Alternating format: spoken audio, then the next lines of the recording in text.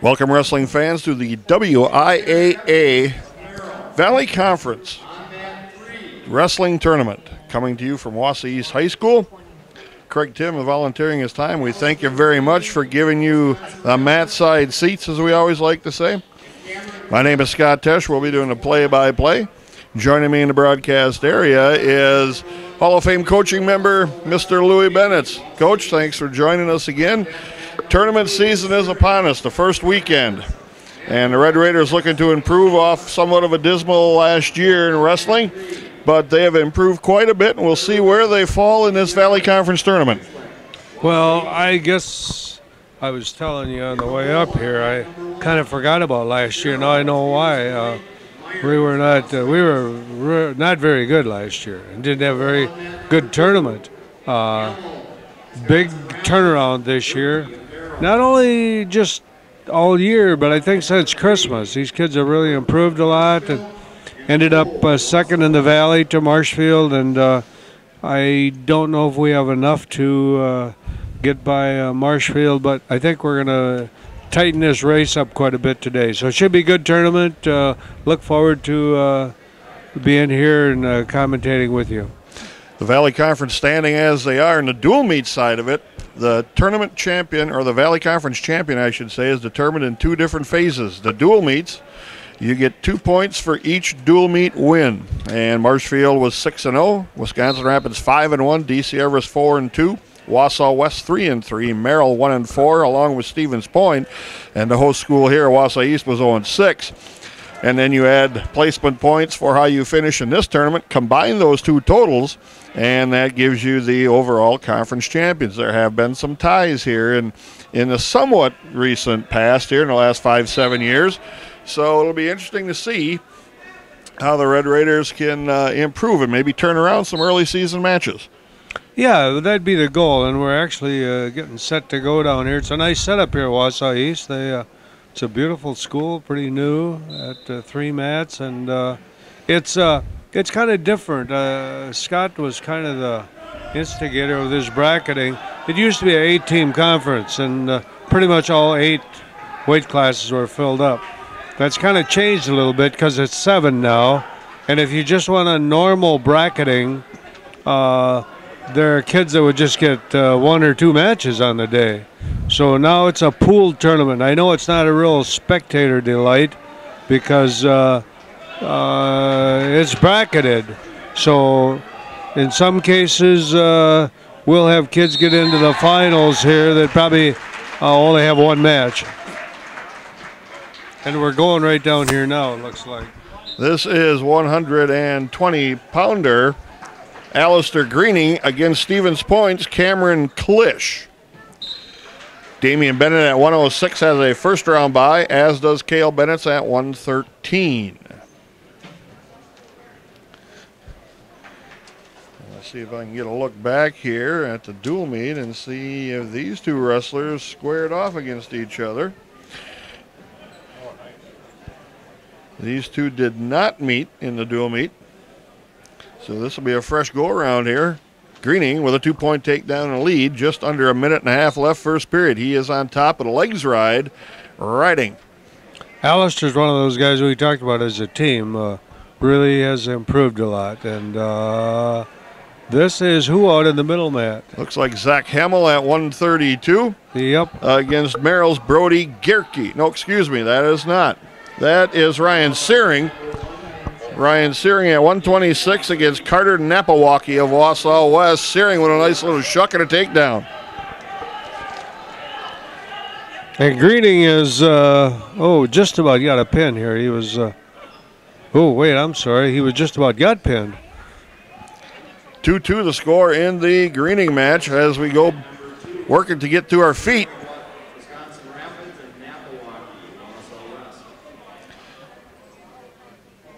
Searing's got a nice takedown and a lead in his match. On the left-hand side of your screen is Searing and Napawaki of West. On the right-hand side of your screen is Greening and Klisch. Greening with the escape leads 3-2. In on a takedown single leg attempt, and Klisch is picking that cross-bodied ankle for a counter.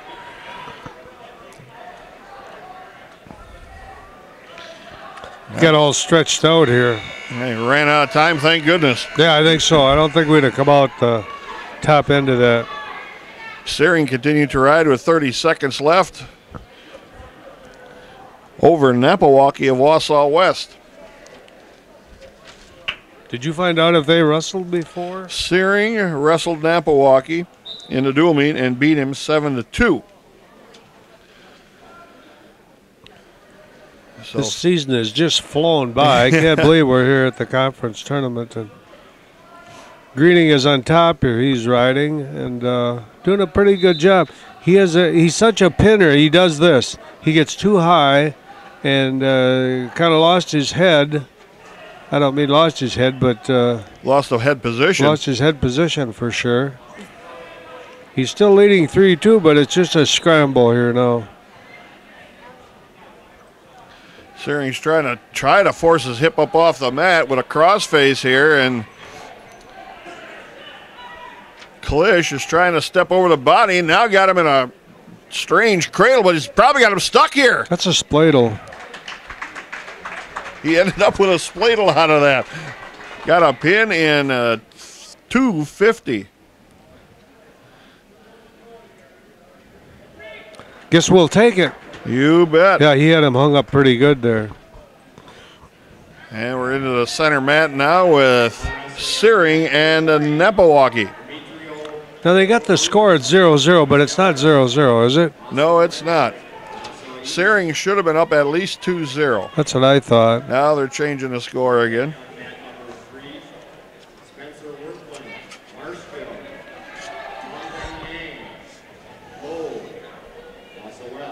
Yeah, it's a whole different deal now with a 7-team conference.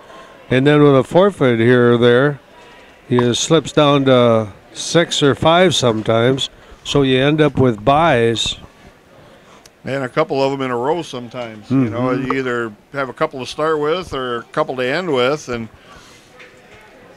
Searing is up 4-0 here now. Just a matter of lack of numbers. I look at the guys, you know, they got a bunch of old coaches there working the score tables. Mike Schuler, I just talked to him. He was the coach here for quite a while, and might take him a while to get up to speed here.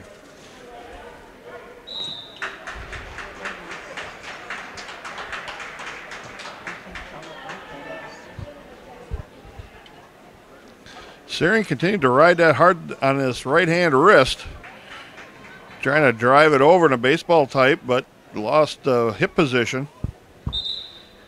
And end of the period, it's 4-0 Searing, and it's Searing's choice. They're going on their feet. Should be third period action here.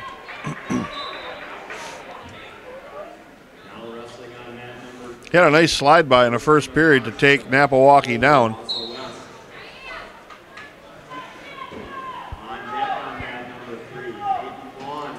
Napawaki with a front headlock. Trying to snap Searing down.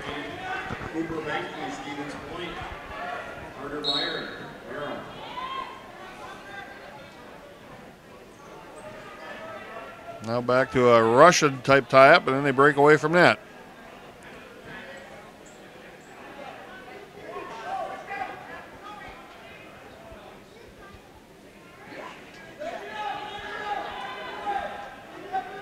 Now Searing with the front headlock. Napawaki trying to drag him on by. They come to their feet and break apart again. Minute 5 left, still 4-0 Searing. Sweep shot to a near side single. Drove right across the balance point, took him right to the seat of his step in and turned him stomach down. He's got 6-0 lead right now.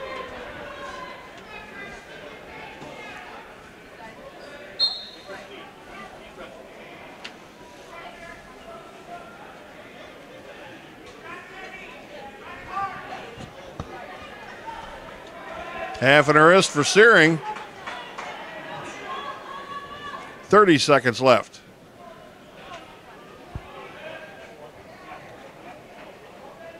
Napawaki just balling up underneath. Searing got a hard time trying to turn him.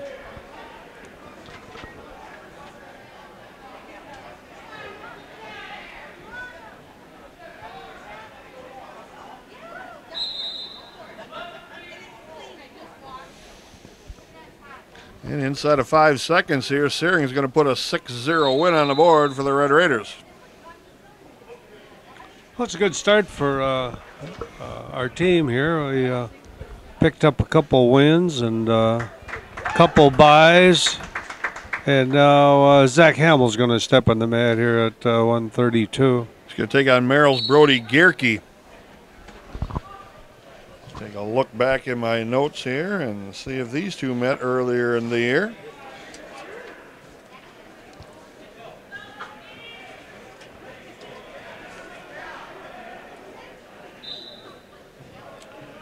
Gierke was up at 138 in the dual meet. He wrestled Weiler Lubeck. Weiler beat him 15-6. Zach Hamill pinned Jared Wohler out of Merrill. Hamill's turned his season around a little bit too. Oh my goodness, yeah. Well, even from early in the year, you know, I think he's gained a little confidence and he's a lot more aggressive. He gets in this. He likes his arm tie a lot. In the past, he would get here, but really didn't have much. Now he does a pretty good single off of that side, and we'll see where he's going with this. He's aggressive though, and he wasn't before. He's kind of like Damian Bennett early in the season. They were pretty content to get down to that first. Boy, that's a nice takedown, yeah, Zach Hamill. Single right to a double lift. Yep. You just don't want to get, you got your leg caught coming in. Keep that crossbody half in there.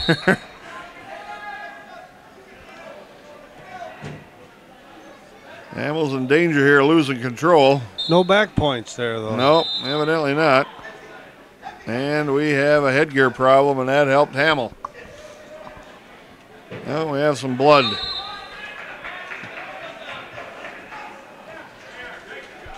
Last year, the Red Raiders had, again, a tough season and a pretty tough conference tournament. They finished almost last. Second to last. And Marshfield won that tournament again and won the Valley Conference. The Raiders finished in 6th place with 135.5 points. 2 points behind Merrill in 5th. Stevens Point had 157. DC Everest 161.5. Wausau West 171. Marshfield scored 225.5 points. Wausau East had 51. I'd prefer that we stop talking about this tournament from last year because I kind of have erased that from my memory. It was not good. And I think we really turned things around. Stevens Point and DC Everest almost doubled the score on us last year. We did that back to them this year. Right. We just really turned things around. And we picked up a heavyweight. Which is a plus. It's a real plus. Be around. He's a junior, and he's a keeper. And depending on how these brackets shake out, he could get in the finals. Now, Bowling from Merrill is head and shoulders above everybody else, but I think he can be right in the thick of the rest of them here. Back on the mat now with 30 seconds left, 4-1 Hamill with a lead, and he's pretty aggressive on top with this legs ride, trying to get a half and a tilt here. Not getting points. It looked like he had points, but the referee says no. Now just a straight wrist and a half. This is going to get points. He's really aggressive here. Holy smokes. And a pin with 8 seconds left. 152 on the fall for Hamill. He turned it on there that last few seconds. That was pretty good to see.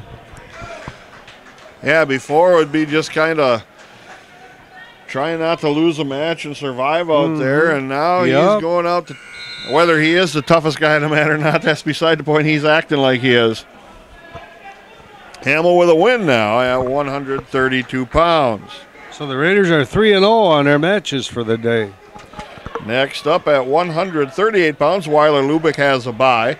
Follow that with the 145-pounder, J.J. Carell. He'll take on Wausau West Nicholas Hankins. Berg Diebel, Cody Sawyer with first-round buys, and then you get to A.J. Schutz at 170. He'll take on Kyle Kershaw, Wausau West.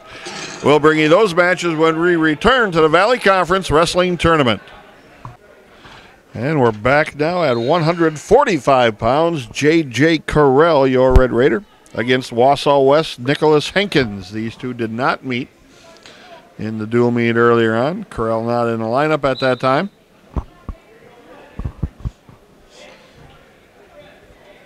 Carell, a junior for the Red Raiders.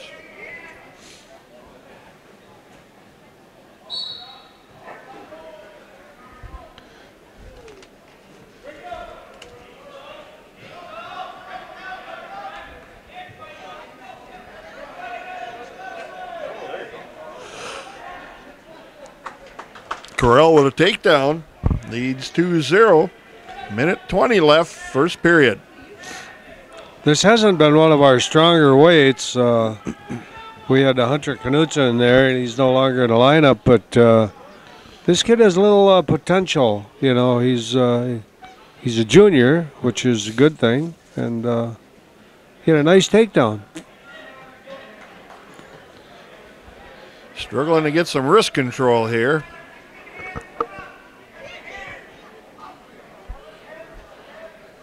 Seconds left. Now he's got a wrist. See if he can keep a hold of it. Warning, stalling rapids. Covered hips and riding parallel.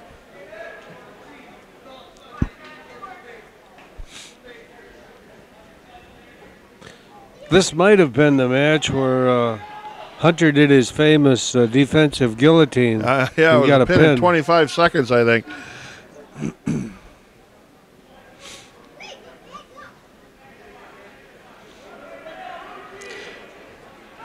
30 seconds left. They cut him loose, 2-1. Carell with a lead. See if we can get one more takedown here in the final 20 seconds.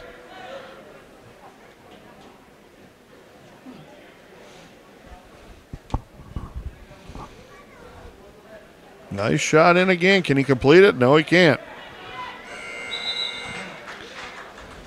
He got Hankins to keep walking into him. Took that shot, but just couldn't complete it. And a one period, 2-1 the Red Raider, Carell. Anything we get out of this weight class is a bonus because, like I say, it's been a kind of a soft spot in our lineup. Carell's choice, he deferred. And Hankins chose top riding.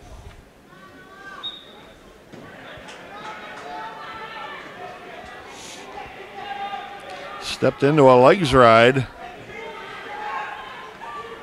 Did Hankins.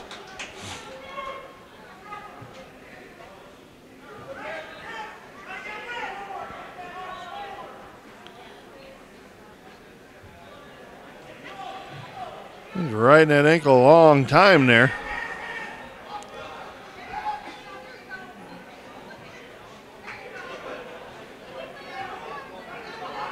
He's trying to put that arm behind the head. Carell fought that off.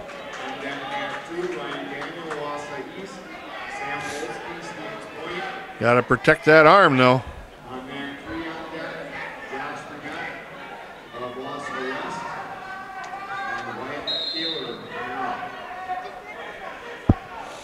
He wants that old guillotine pretty bad here. Yes, he does. This isn't a really good place to be. Now, you can be careful here a little bit. If you go over too far, you could get rolled through, but you could catch a guy in his back here. If he could get his leg free. Come on, crank that thing under. Come on, JJ, stay in here with us. Couldn't quite get him turned through.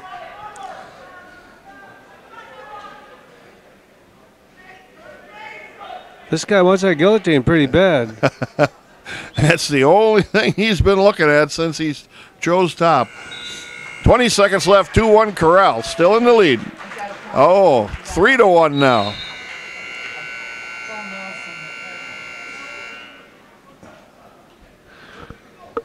And they did not put a point up on the board, so we'll see if it's 3-1 or 2-1 here.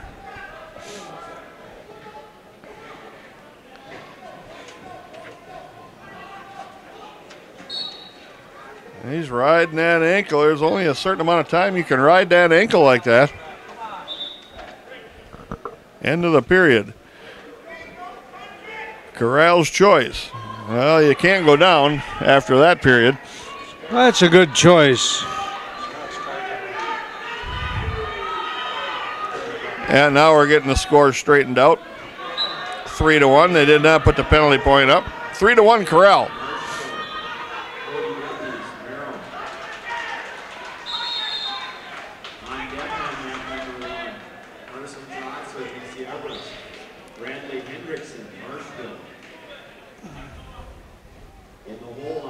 Now, Corral's been hit for warning once already in the first period, so the second one would be a point for his opponent. So Corral's at least got to keep offensive here. There's a fine line between being careful. There was a double. Nice takedown. And could we get near fall? Near fall coming. Wow, stay in here. Got the leg trapped, kinda. Trying to walk it up towards the head, but he's going to lose this right side arm. But he should have near fall coming. 3 of them. That's huge. 8-1 now. That was a good flurry for him there. He was kind of being pretty cautious, and then he got in on that double and transitioned right to back points. And he got Hankins walking towards him again. Yeah. He kind of almost like he's baited him in there.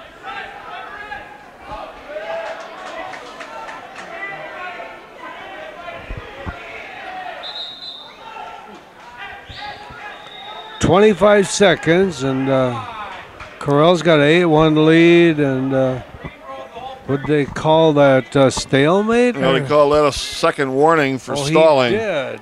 So that's a point. It's now 8-2. 25 seconds left. I'm not so sure that was necessary, but it isn't going to be a factor, I don't think, in the match. Corral shows some signs of being a wrestler here. They fight that switch off pretty well. Coming down to 5 seconds left in the match, and Corral in control, 8-2. That's the victory for the Red Raider. And again, that's a plus for the Red Raider. Oh, it really 145. is. Yeah, like I say, it's a weight class that has been pretty soft in our lineup, and just getting a win here is a bonus. We're going to have a couple of weight classes of a break at 152 and 160. Berg Diebel, Cody Sawyer, respectively, each getting a bye in the first round. Next up for the Red Raiders, A.J. Schutz, Kyle Kershaw of Wausau West. Roger Fuller at 182 has a first round bye, and then comes Lane Collada at 195 against Tate Haugen of Wausau East. No wrestler at 220 for the Red Raiders. And at 285, Mike Iverson, the heavyweight, takes on James Cluck out of Stevens Point. We'll bring you those matches when we come back to the Valley Conference Wrestling Tournament. A.J. Schutz steps out on the mat at 170 against Kyle Kershaw of Wausau West.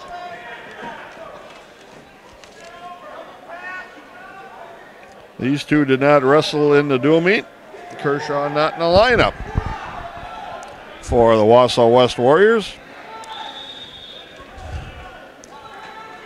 AJ is one of those guys you can't quite predict what's going to go on in a match, except that he's going to give it whatever he's got. Yeah, he goes hard, no doubt about that.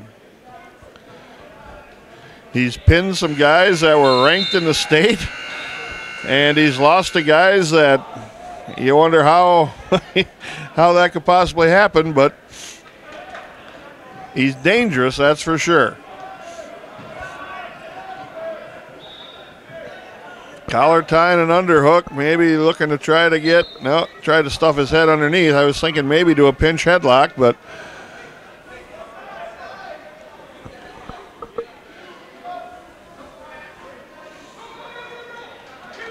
he's looking to throw it. Got him caught. That's what he is dangerous.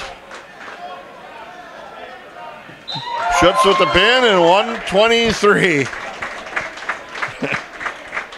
Well, that's his MO. Raiders jumped out to a hard start here. I don't think we've lost the match here yet today. Not so far. I mean, sooner or later it probably will happen, but not so far. Now the coach is having a nice conversation with AJ, and they're trying to just get him settled back down a little bit because he's was bouncing around over there pretty good. Pretty happy, and he should be. Got a pin, got extra team points for the Red Raiders.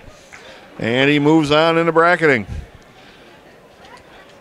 Roger Fuller at 182 in a first-round bye. Next up for the Red Raiders, and it should be pretty quickly here, should be Lane Collada against Wausau East Tate Haugen. We'll bring you that match when we return to the Valley Conference Wrestling Tournament.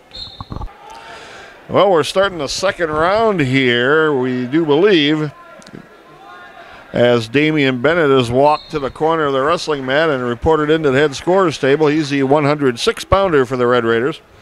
But we still need Lane Collada and Mike Iverson to wrestle in the first round yet. Collada is getting ready, and Iverson's starting to move around a little bit. So we'll see if they're going to run right into the second round or what they are doing. The Red Raiders so far undefeated on the day in the matches they've wrestled. So far, Coach, pretty good outlook, pretty good tournament to start with. Yeah, we got out of the chute here pretty good. I know it's just the first round, but those points all accumulate at the end. And actually, Damian's going to wrestle Marshfield here, which will be a big match for us early. So I think maybe they're holding that 106-pound match right now till they start or till they finish the first round. Yeah, I think you're absolutely right here because we've got our Lane Collada and the heavyweight Mike Iverson there to go yet. So we'll take a quick break and we'll come back when Collada steps on the mat, which should be very shortly here at the Wausau East Fieldhouse. And now Lane Collada has stepped out on the mat. We had a couple of 220-pound matches that ended in a big hurry, first period pins, and then a couple of 182-pound matches that went to full period. Here's Lane Collada, just wades right into a pinch headlock, throws his opponent, Tate Haugen, to the back. This could almost be a record here. He put him right to the deck.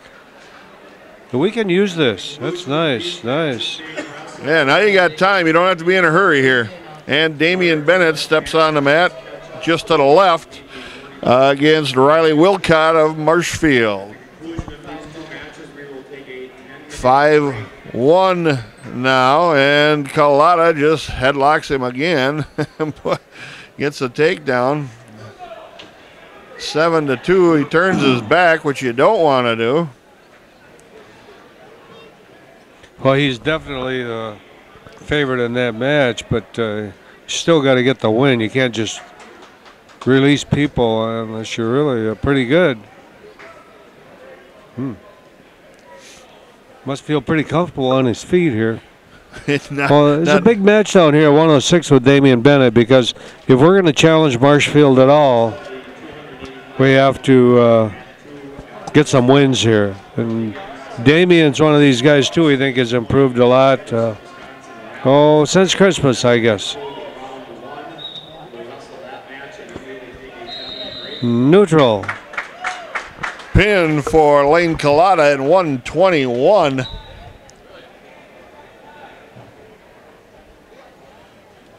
Big 2 points for the Red Raiders there. And now we slide you over to the 106-pound match. These two did not meet in the dual meet. Marshfield had a different wrestler at 106 pounds.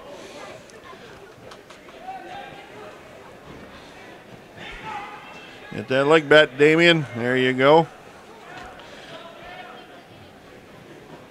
Didn't have to necessarily drag him down. He had a leg right there. Well, come on, stay with the arm. Stay with the arm. Stay with the arm. Out of bounds. They gave up two. Oh, now they gave him two after they call him out of bounds. Well, you got to wrestle out there. You got to wait till the ref stops you. And Mike Iverson in the center mat now comes out at 285 against James Cluck out of Stevens Point.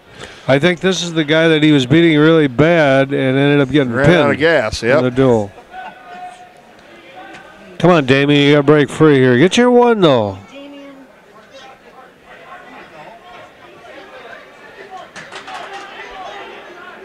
Re-switch by Wilcott, and Wilcott takes a 2-0 lead into the second period over Bennett. Yeah, that was that shouldn't have been. That was points we shouldn't have given up there on the edge of the mat. A big heavyweight Mike Iverson, the junior, is taking on James Cluck out of Stevens Point.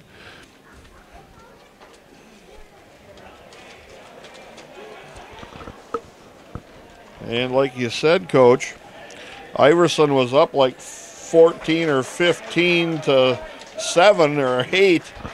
Yeah, that was his first match, I think. And basically, he was 2 days into wrestling, period. And he gets a takedown, leads 2-0. Damian Bennett on top now, trying to ride in turn.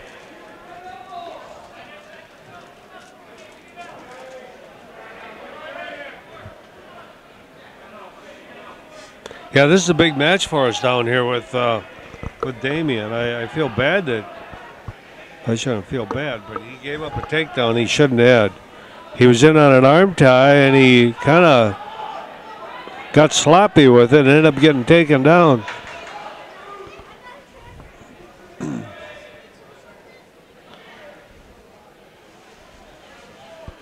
Marshfield has pulled some of their kids down a weight class here going into the tournaments. Mike has learned how to stay on top a little bit here. Yes, he has. He worked an arm bar and worked a half. And yeah. Well, what happened in that first match, he didn't, like you say, barely learned any wrestling.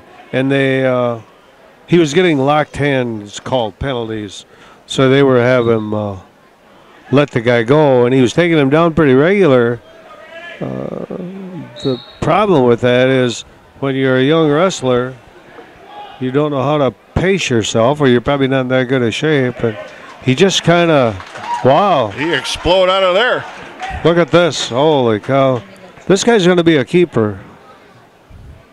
He is a keeper.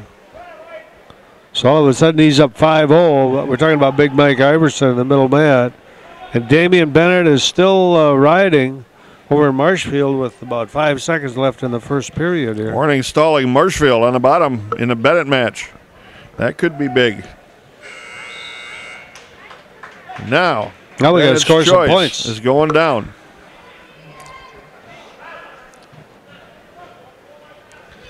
Bennett's got to be the workhorse from the bottom now. Can he get a switch here? Well, he's got one. Now 2-1. Bennett trails. He's Iverson's probably better off getting that one, because now if he gets busy on his feet, he can win it rather than making it 2-2. Iverson's got 55 seconds left. He's got his opponent on his back, trying to keep him there. Damian Bennett just scored a takedown. He goes up 3-2 and almost got back points there.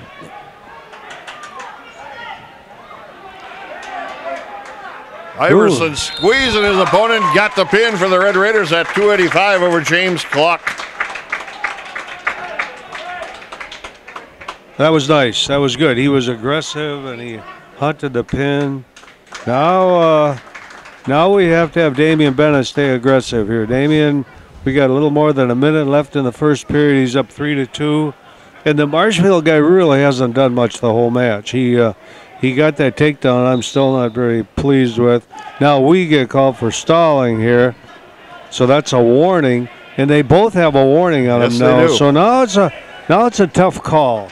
Do you try and ride him and take a chance on getting reversed? Or I think what my plan always was, we're going to try and ride, and but you got to stay aggressive.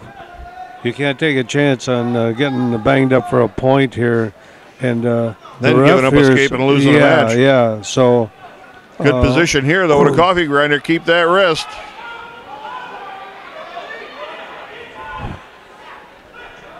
This is Riley Wilcock out of Marshfield. Bennett trying to get a tip here. But we're pretty high. Gotta get back on his hips. We've got 20 seconds left. Can he ride him out here safely for 20 seconds? He's in pretty good shape. You got to get back under this underneath the arm, though. He's okay here yet. Keep the ankle. Keep the ankle, Damien. 2, 1. End of the match. Damian Bennett, 3-2 and a grinder. And he wrestled really hard there at the last. He got too high trying to score back points. But regardless, we pulled out a win. And, you know, I got to be careful. I keep saying it. We haven't lost yet today. That's right. So far, the Red Raiders on a roll. And, again, there at some point will come a chance that, you know, we won't come out on the top end, but you got to ride this wave as long as you can ride it and build points as you go. Red Raiders undefeated through the first round and through one match of the second round. So we will take a break as they are going to take a quick break here at the tournament. We'll be back with more of the Valley Conference Wrestling Tournament from Wausau East. Back now in round 2, 132-pound matchup. Zach Hamill, after a first-round pin over Brody Gerke of Merrill, he takes on Luke Lowe of Wausau West. These two met in the dual meet. Close match. Hamill comes out with a hard-fought 1-0 victory. And Lowe beat him last year in the conference tournament, I'm pretty sure.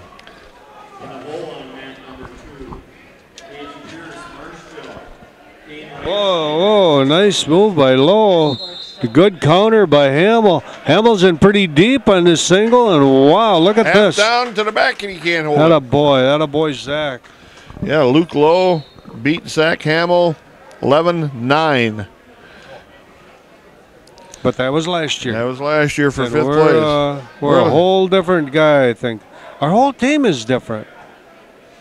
Thank goodness. Lowe trying to roll through the top. Hamill trying to ride along. Look at this. Come on, pull him in there. Pull him in there. Hamill turns. He gets into that legs in a kind of a quarter Nelson. And we just haven't been getting points. We've been in there quite a bit this year. Still 2-0 Hamill. Minute left first period. I'll tell you what our kids have gotten good at is this. That far wrist Snatched and him over. Half. This one's going to be over. There it is. In 109, Zach Hamill just beat up Luke Lowe. Attaboy, Zach Hamill.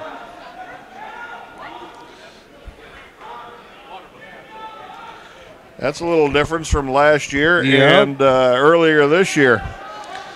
Well, if you look at it, you know, I work with the club quite a bit. I know that a lot of wrestling has changed, but I'll tell you, that wrist and half is still pretty darn effective, and he hammered that home. Yeah, once he got that, boy, he was throwing Luke Lowe around the mat, straightened him out over that knee, and snatched him over.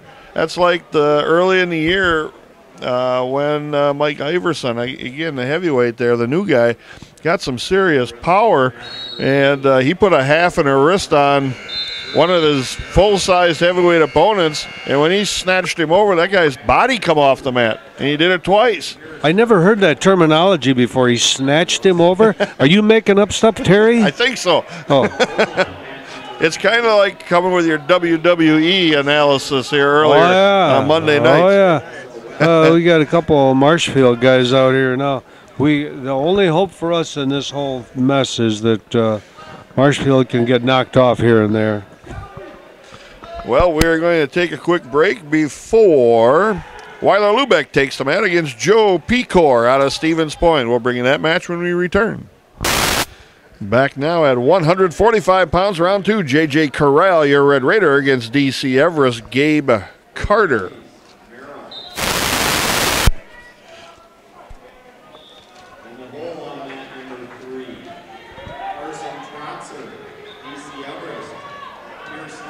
In the dual meet, Gabe Carter took on Berg Diebel. Diebel pinned him in 138.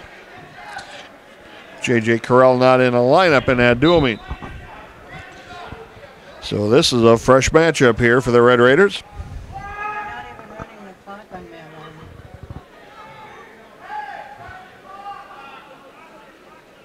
They aren't, are they? No. Now he's starting to Little clock issue there on a different mat. Watching the match and not running the clock. But anyway, 40 seconds gone, still on their feet. Corral and Carter.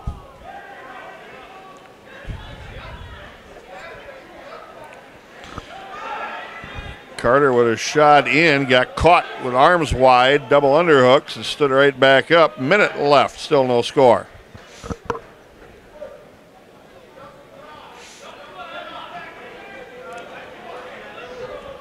Carter trying to use that arm tie to step in with a trip on that same side. Corral has fought that off a couple times now. 40 seconds left. This looks like it could be a winnable match for us. Warning, stalling Rapids.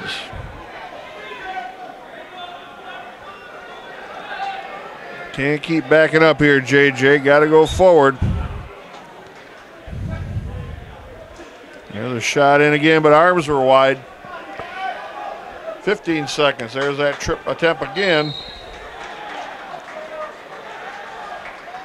Get your arm down. There we go. Fight this off now. 2 seconds. 1. End of the period. 0-0. Well, we're tied at 0. That's a good thing.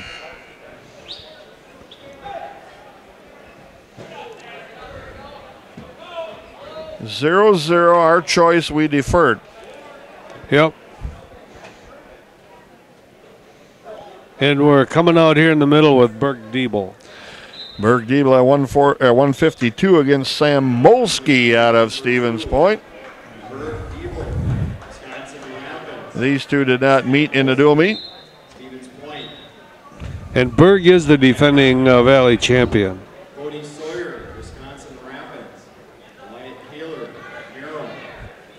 So Corral gave up an escape here. He tries to get that shot, like you say, but it's too far away, and he doesn't stay his elbows in, enough to get it.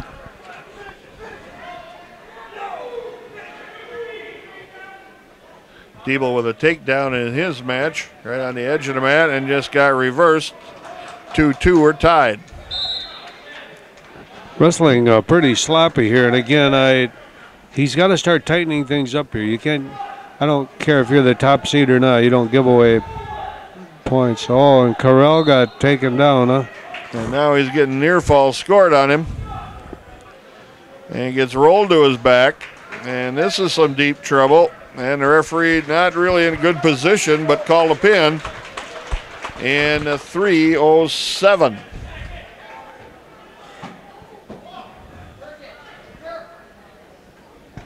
Diebel now against Sam Molsky of Stevens Point, as we had mentioned. He's up 4-2 right now with a second takedown. And the Red Raiders will come up fast and furious here in this second round. Weiler Lubeck should be coming up here directly. He will take on Joe Pecor out of Stevens Point.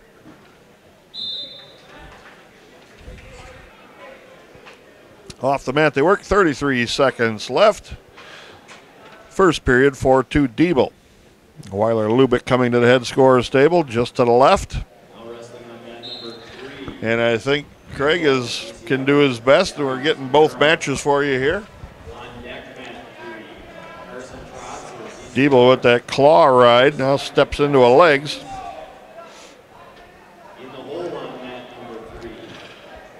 Both Lubeck and Diebel had first round buys.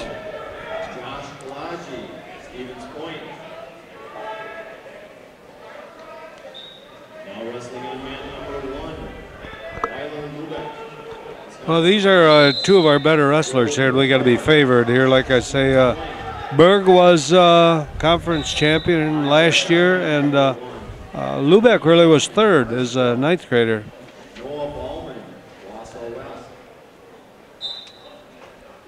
So matches we need to win.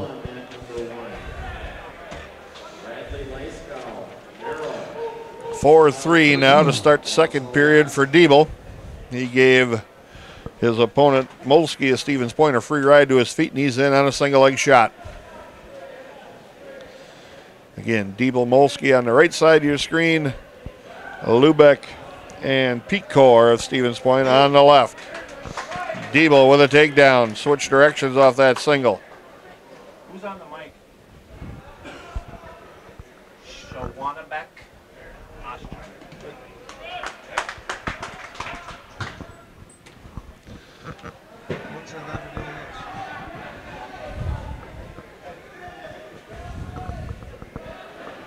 Diebel now has his opponent in a sitting position. Lubeck is in a scramble here for control as he has gotten a takedown and was getting elevated off the mat. Yeah, he was in a pretty ugly position there.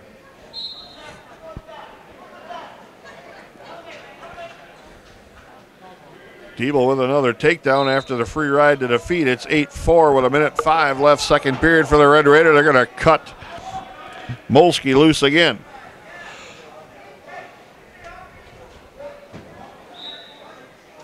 Slide by into the Okie choke. Got a takedown, suicide style, turns him to his back, getting near fall is Diebel.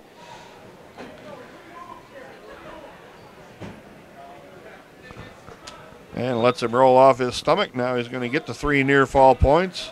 Opened up a 13-5 lead to this Red Raider.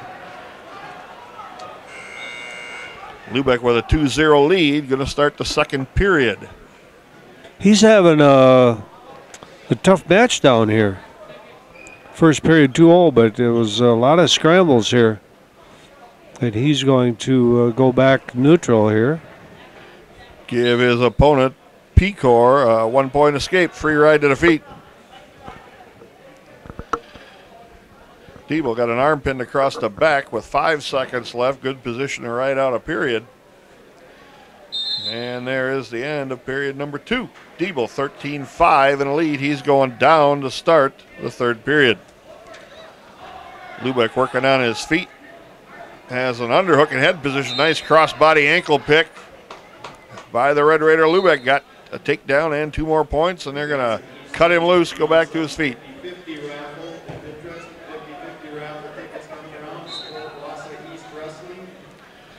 Diebel working hard, trying to get into a roll.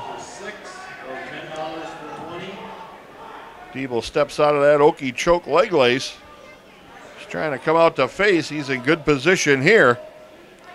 Got the arm pin, picks the head out, got the reversal. 15-5, the Red Raider.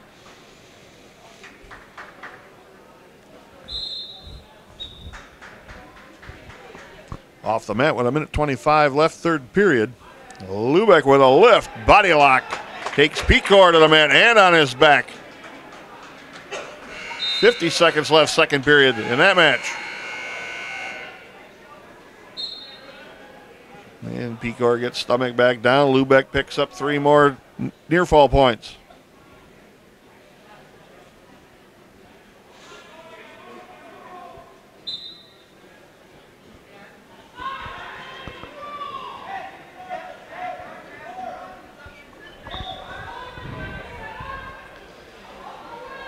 Lubeck ahead 9-2 with 25 seconds left in the second period. Diebel up 15-6, 55 seconds left in the third period. They're on their feet.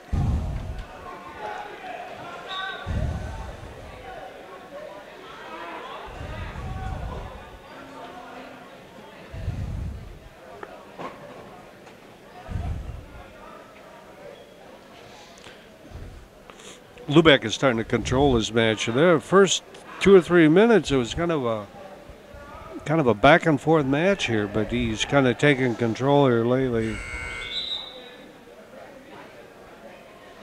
Lateral drop attempt by Molsky of Stevens Point on Diebel. He felt that coming, just flattened right out. Covers him up for a takedown, 17-6 with 10 seconds left in the match.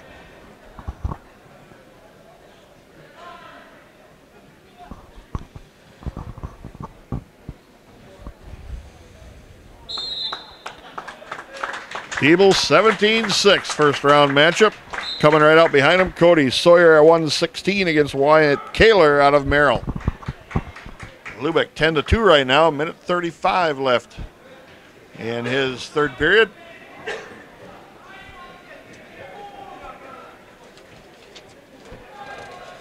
Well, this is the strength of our team right out here now. There's 38, 45, 52, not 45, 52, and 60. And Cody Sawyer, again, we had 2 conference champions last year, and he was one of them. Kaler and Sawyer met up in dual meet. Sawyer pinned him in 145.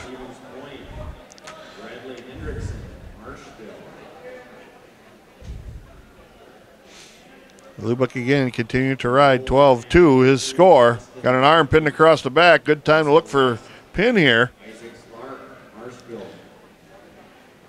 Got the half in, but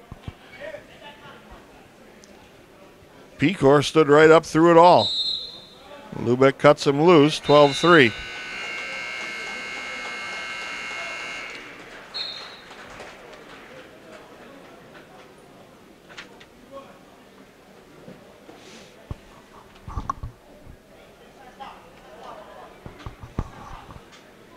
Lubeck with a jab down to the mat.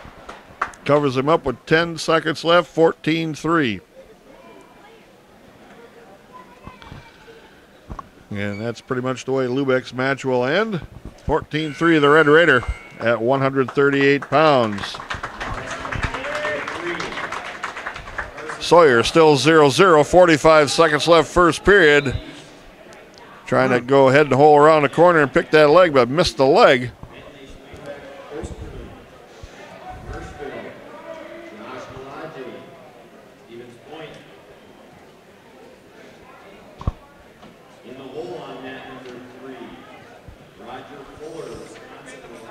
Sawyer pretty content right here. A little shuck on by.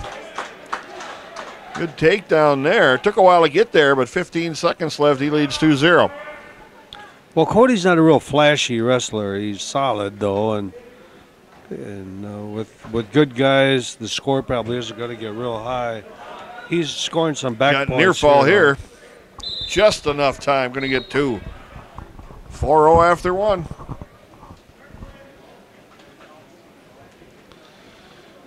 And a flip of this comes up green. That's his opponent, Kaler, out of Merrill. And he chooses top.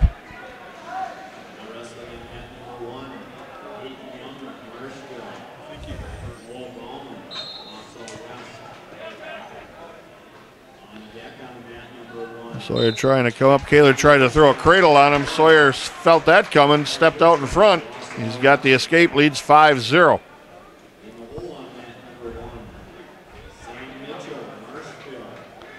Little short drag, got a takedown, did Sawyer. Now we're going to cut him loose. Go to work on our feet.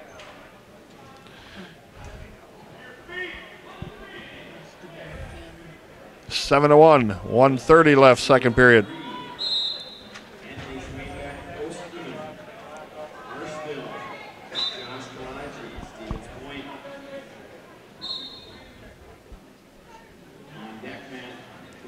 Little snap to a duck, got stopped coming in, did Sawyer. Now shot in again, barrel roll, comes around the corner, got a takedown. Tip attempt here, near fall coming for the Red Raider. 1 minute left, second period. He's scoring points here.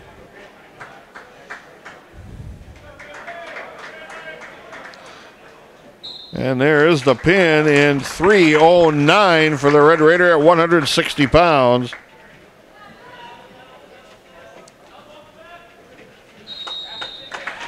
Again, Cody Sawyer takes out Wyatt Kaler of Merrill. Berg Diebel 17-6 over Sam Molsky of Stevens Point.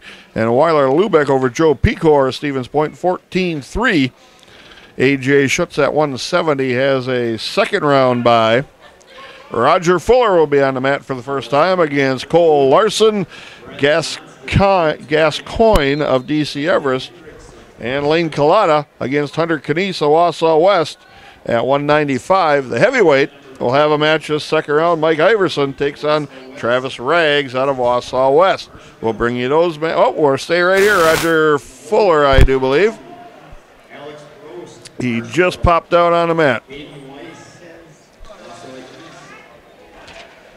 Cole Larson Gascoigne out of DC Everest. It's quite a long name there. And I doubt these two wrestled. They did not, as Gascoigne not in the lineup for the Evergreens, so we don't know anything about him. Well, that night when we wrestled Everest, they had a few guys out of their lineup that are back today. And that can happen with a lot of teams. You run into the flu, cold bug type thing that's been going around everywhere. And Yep. wrestling being such a contact-oriented sport, it's pretty hard to stay away from it.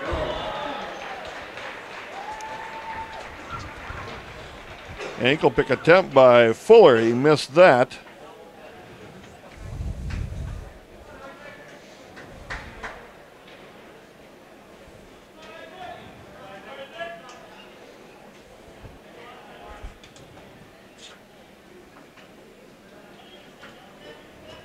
Roger Fuller last year finished in 4th place in the Valley Conference. Front headlock now by the Red Raider.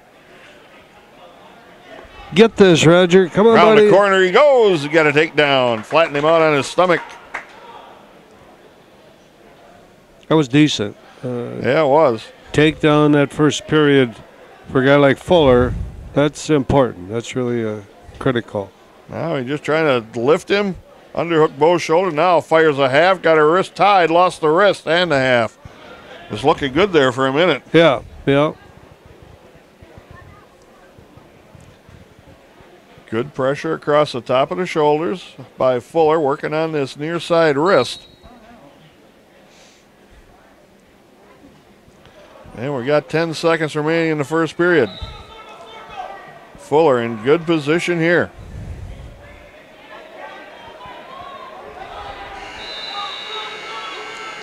Two to 0 Fuller after one period.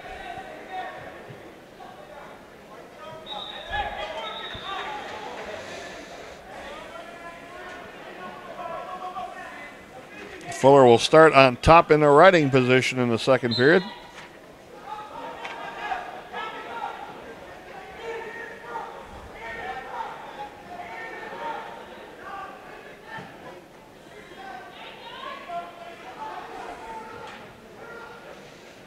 Again, Fuller a little undersized at 182.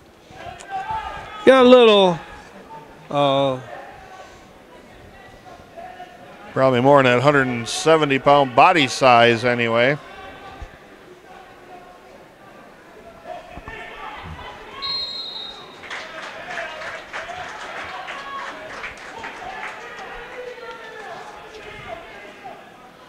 Now we're back to trying to dig that wrist out, and he's got that right side wrist out across the back. Now got a lot of time, minute 12 left yet.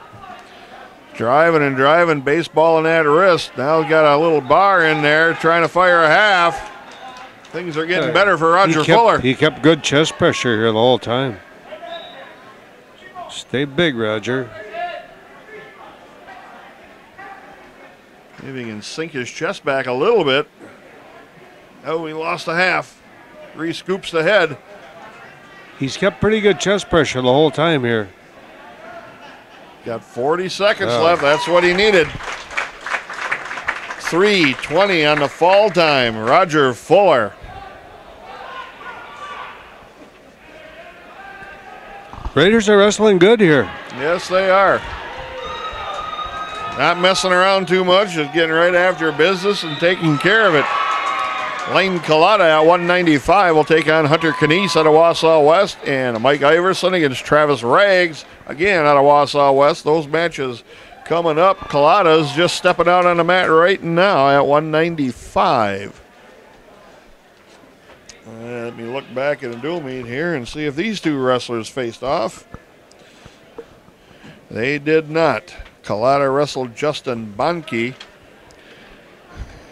and got pinned in 2:13. Roger Fuller pinned Hunter Canese in 2:45. And Bonke's here today, a different weight though, evidently. Okay. Oh, okay. Yeah, he's pretty tough.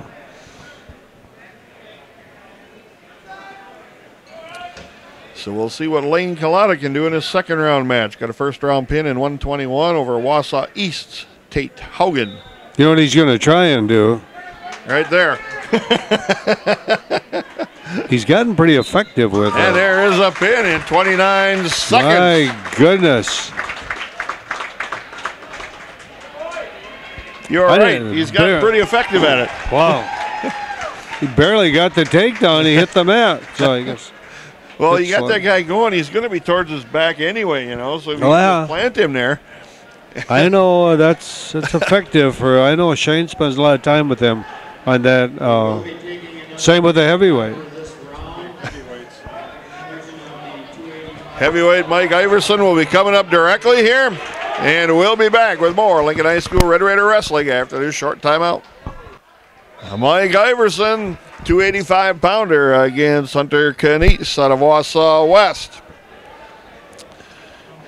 These two did not wrestle in the dual meet, and Canese was down at 195. And Roger Fuller pinned him in 245. Pinch headlock for the big heavyweight.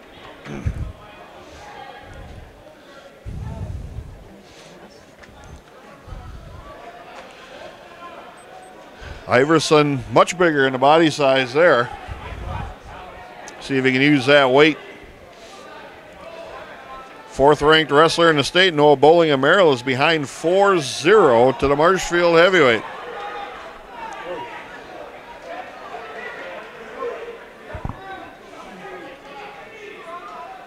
Yeah, that's an upset over here going on.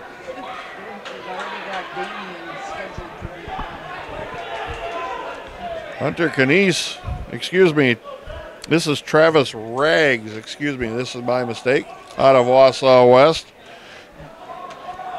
And he did not wrestle in the dual meet.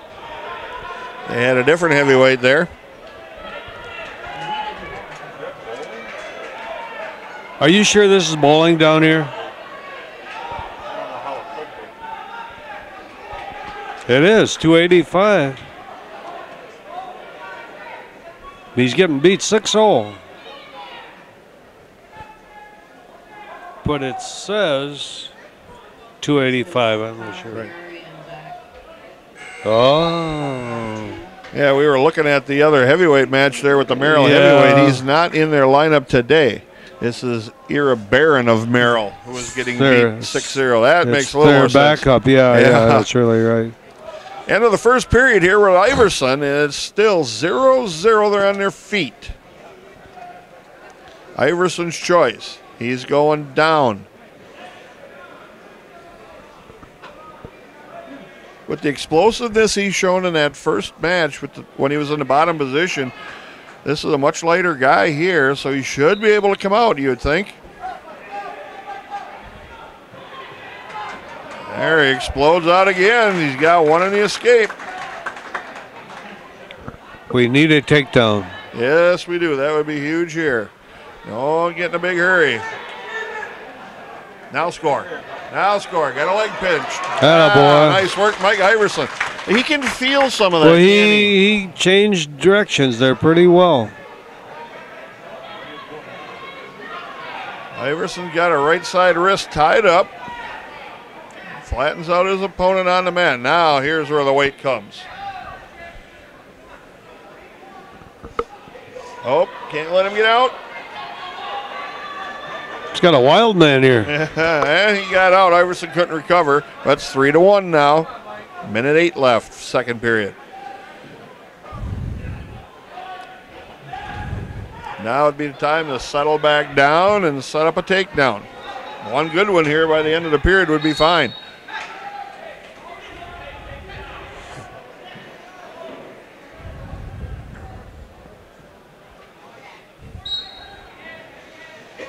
Yeah, early in the year, the only thing Iverson knew was put two hands behind the collar and pull down on the guy's head, and it worked. Yeah. Well, he obviously has learned a few things. He's a good athlete. Yeah, he just blasted his Rags right off the mat. 20 seconds left. He could snap him down, get a takedown here. That'd be huge.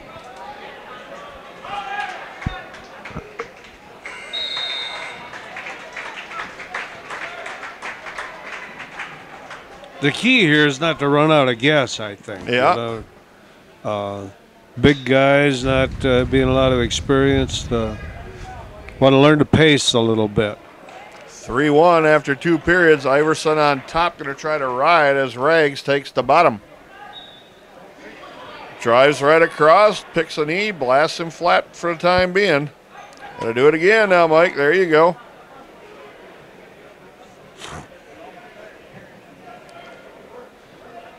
Looking at grabbing a wrist.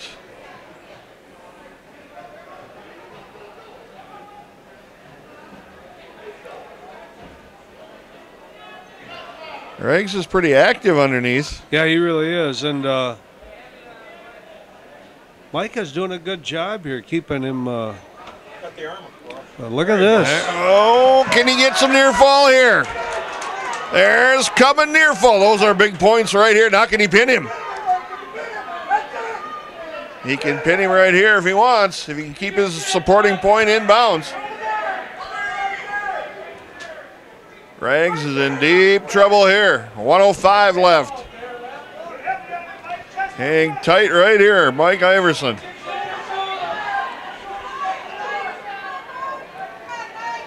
Oh, he's trying to scooch him back in bounds.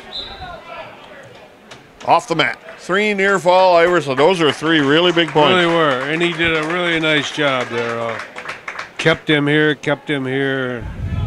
and again, I'm not sure why they finally called that out of bounds because they hadn't changed much from where they were before. 6-1, the Red Raider Iverson. Roll attempt. He can feel some position there, can't he? That is something that you can't really teach. It's just you have to be able to have it in you. Too bad we couldn't have had him out like as about a 6th grader. Yeah. So. Or even last year, yeah. Yeah, he'd be a force. Iverson's got 22 seconds left in the 3rd period. He's in control 6-1 right now.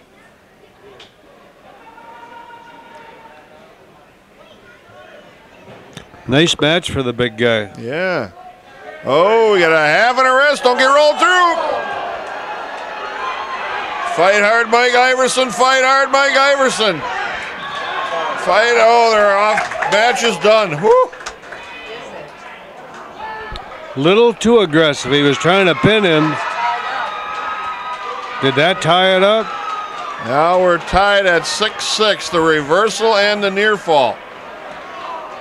Unreal. I thought that match was over. I thought so too. Now we'll see if he can compose himself and wrestle through the overtime here. He was trying a little too hard to get pinpoints. Got a little bit too high. Uh-oh, don't get a penalty point here.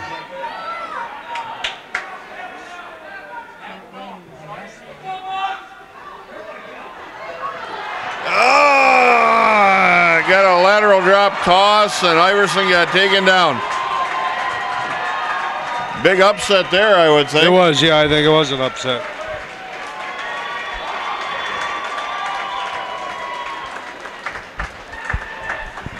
Upset there, but learning experience. The Wausau West kid could wrestle. You know, he was getting beat up pretty good. You know, when you go upper body and you really are pretty inexperienced, you're at a disadvantage not knowing which way to go, you know.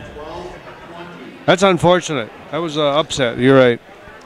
Yeah, it was. The Red Raider going down 8-6 in overtime.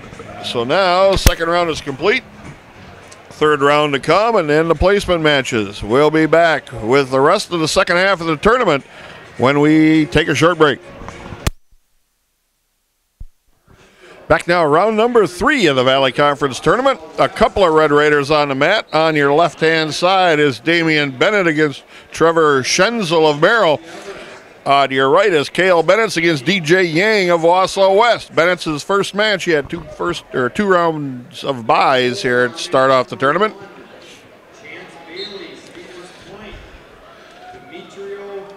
Damian Bennett on the left and Schenzel met in a dual meet. Bennett pinned him in 5:09. Cale Bennett and DJ Yang. Cale Bennett's beat him 4-0 in the dual meet. Yang with a snap down now, trying to spin behind Bennett on the right-hand side of your screen. Bennett now in a counter. Damian Bennett trying to work a takedown of his own. Bennett comes out with wrist control and a Russian arm tie, and they get back to neutral.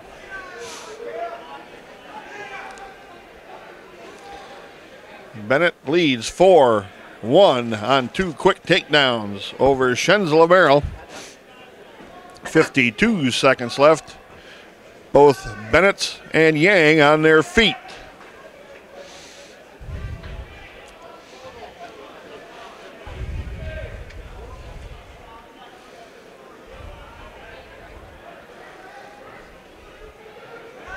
Snap down attempt by Yang, and Bennett stood right there in front of him. Now Bennett's in on a shot, reaching in with those long arms, trying to elevate and come out the backside is Cale. Bennett's trying to turn him and put him on the mat here in control, and we're in a wild scramble here. Bennett's got a leg trapped. Comes out the back door, has got a takedown, and then they stop it for potentially dangerous. 2-0, Bennett's with a lead, 10 seconds left first period. Good time to get a takedown.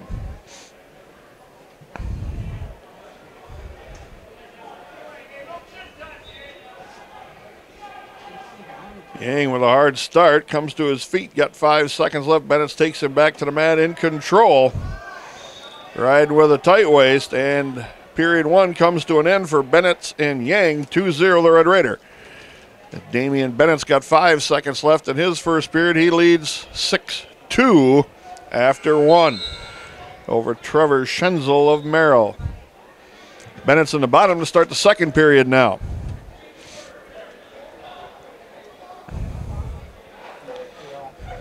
Hanging around, and Yang firing a crossface cradle attempt.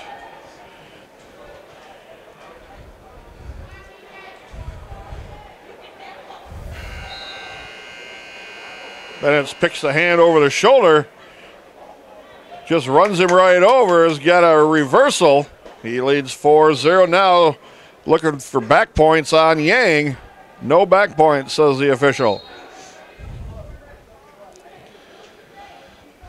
Damian Bennett looking to get a reversal or an escape. 15 seconds gone to start his second period.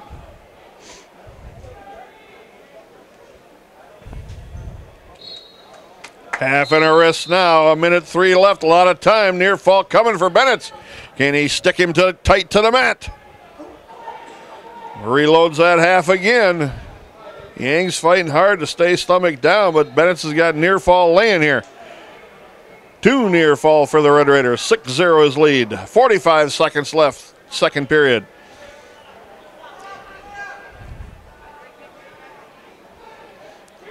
Damian Bennett with the reversal on the left-hand side. He leads 8-2 with 1:15 left, second period. 1 point escape Schenzel in the Damian Bennett match.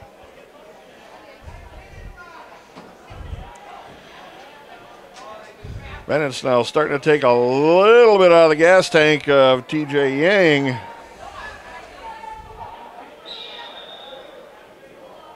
Stop that for potentially dangerous. Damian Bennett with another takedown. He leads 10-3 with 40 seconds left, second period action at 106 pounds. Referee looking for some blood on somebody. I'm not sure who's got it on them, but in the Cale Bennett's match, I guess Cale's got a little bit of a nick on a hand, so they'll clean that up.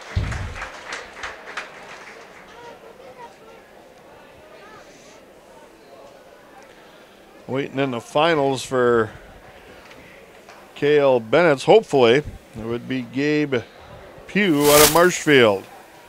Damian Bennett with a deep half and a wrist.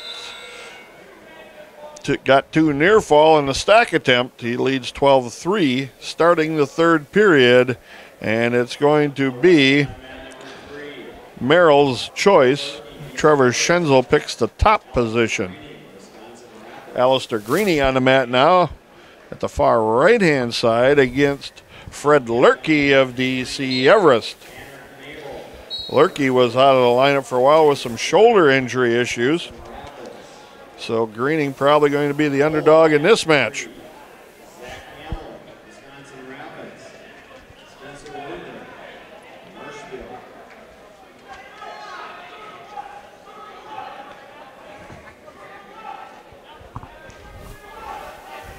And we got the palm of the hand taped up of Cale Bennett's with the cut or scratch or whatever he had. Now we got to have a little bit of a mat cleanup.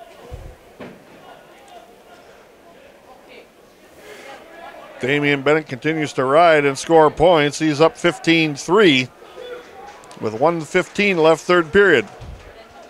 Bennett's now ready to go against DJ Yang.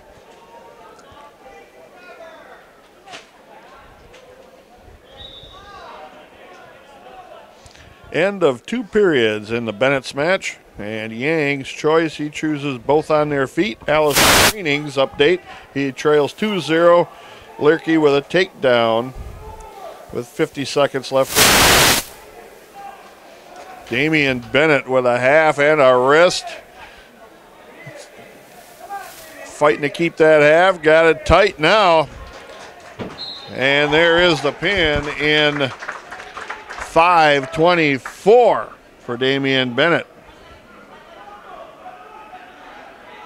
Now on the left-hand side of your screen will be Cale Bennett's and DJ Yang. On the right-hand side is Alistair Greening and Fred Lurkey. Bennett's with 1:20 still in on a single leg. Now trying to lock up a cradle but lost the head. Yang slipped that right out of there.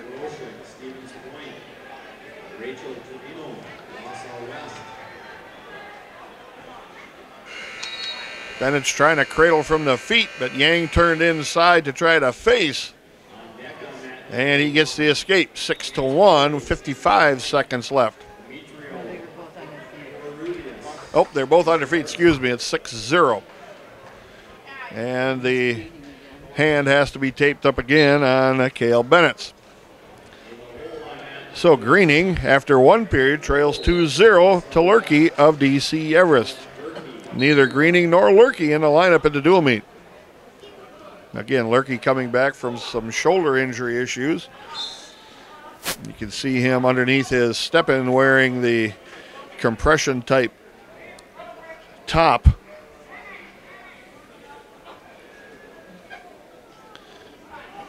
Greening trying to come out, works to his feet. Wasn't dropped down, takes him back to the net with a double leg. Minute and a half left, second period.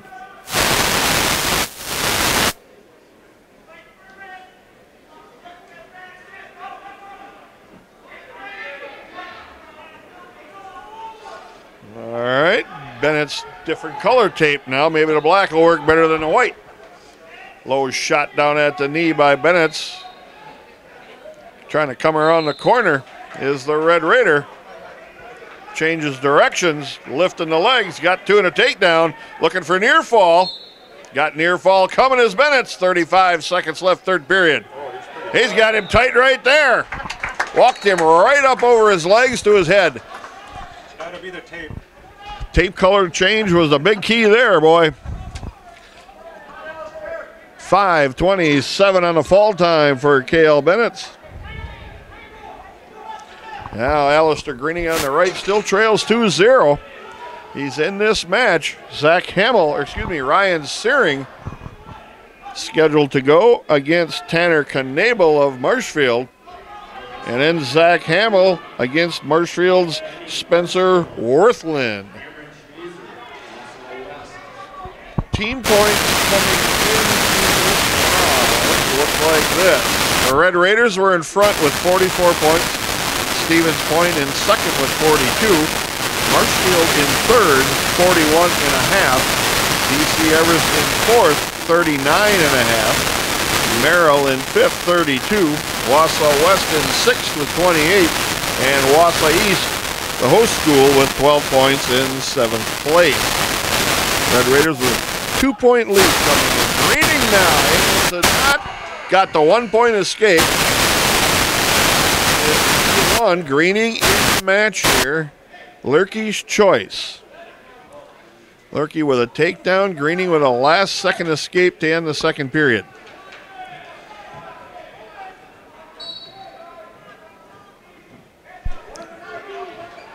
Greening's got to clear Lurkey off the mat, get him back down on his mat, on the mat.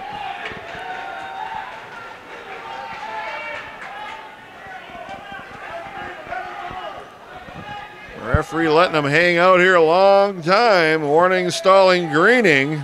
That's what the fear was. Now Greening takes him back to the mat. He's really made a match out of this, Yes, Scott. he has. You know, He stayed in this whole big match. underdog.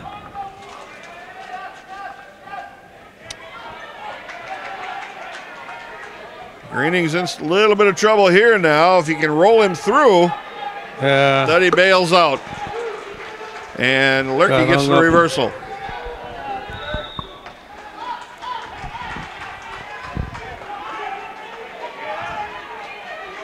Lurkey gets 2 takedown, 2 reversal, and 2 near fall. And Greening's coming back to his feet again.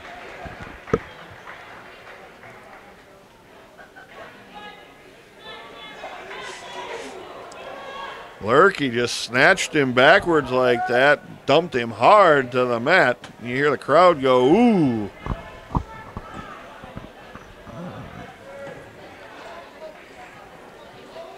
Six to 1, 35 seconds left, third period. Lurkey of Everest leads Alistair Greening.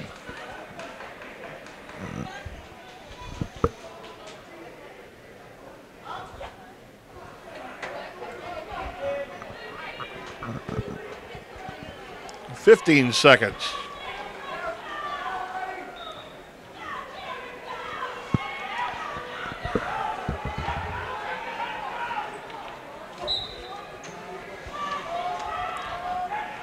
Six-one. Fred Lurkey takes out Alistair Greening. Most of the points were in that reversal to the back for Lurkey. Greening made a pretty good match out of that. Well, I thought he, big underdog.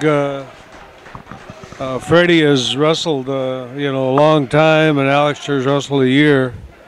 I thought he really made a good match out of that. And I didn't mean to leave you here, but You were visiting again. I was, but I was down there. I watched all the matches. I thought Damien had a great match. Cale had a great match on a guy that he was really close with the last time. Ryan Searing steps on the mat at 126 against Tanner Knabel of Marshfield. Knabel would be the favorite here. Marshfield got a different uniform on here again. Huh? Yeah, and changing them up round by round by the looks of it.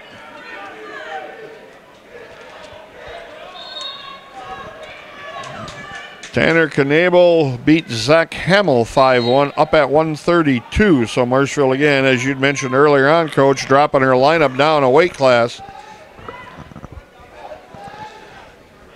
for the Valley Conference tournament. Knabel with a reshot in on Searing, now trying to get to a double leg. Searing's got to counter hard here.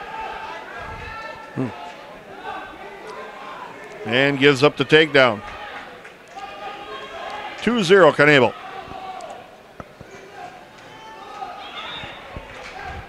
Marshfield gets pretty strong through these middle weights now.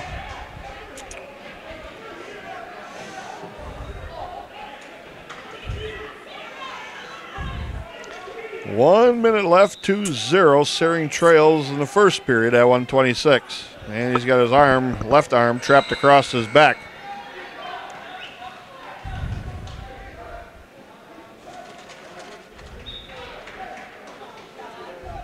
Searing fighting to get to a base. 40 seconds.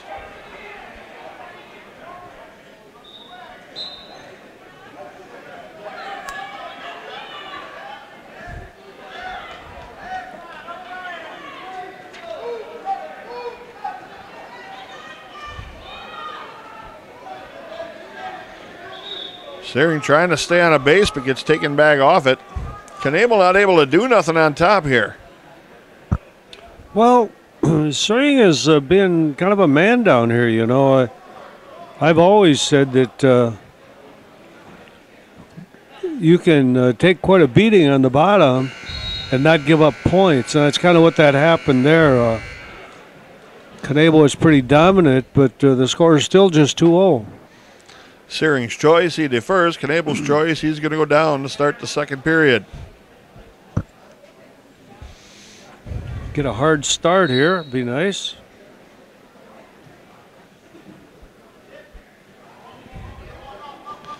Searing got to get him off his feet here, back to the mat. Can't do that. Knable too strong for him. I think that's a word there. I think Knable's stronger than him. I think that's a pretty fair assessment.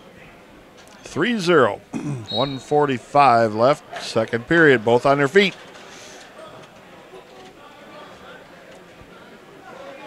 Searing with a shot in, gets blocked coming though.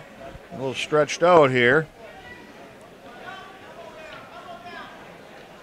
Reshot by Searing. Try to get to a barrel roll.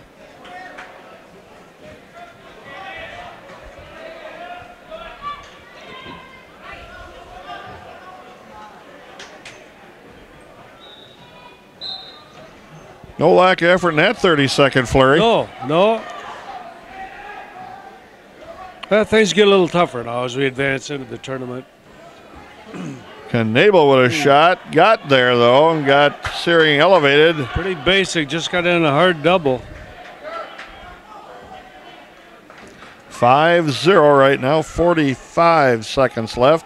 Second period, Knable leads.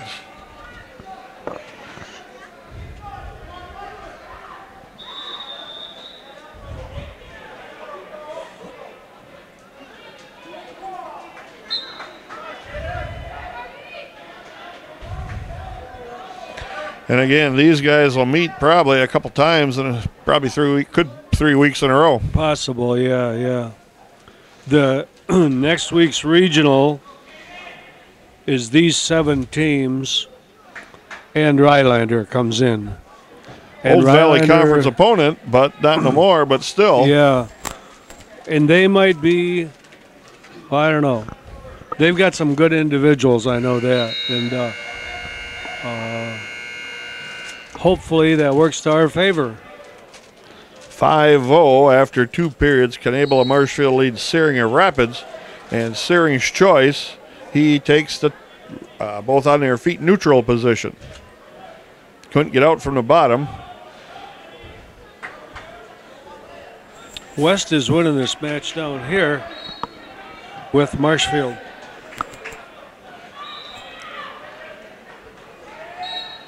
The bracketing format here is, we mentioned that somebody was talking about it during the breakdown here. Look at, Searing's got a nice single here. Finish, buddy, finish. Oh, he almost caught a half on the way through. You're right, yep. Now they're going to cut him loose, go for some takedowns. 6-2 right now, Knable. He's fired some pretty decent shots. Well, he has, and we're competitive, you know, and that's what we weren't before. We are competitive. Now Knable just ties up the wrist and drives in on a double again. They're off the mat. He overpowers him here, I think, a little bit.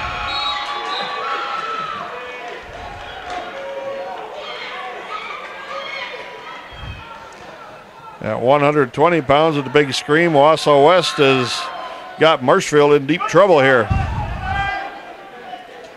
1 minute left, 6-2, Knable of Marshfield. Searing's giving him a battle, though.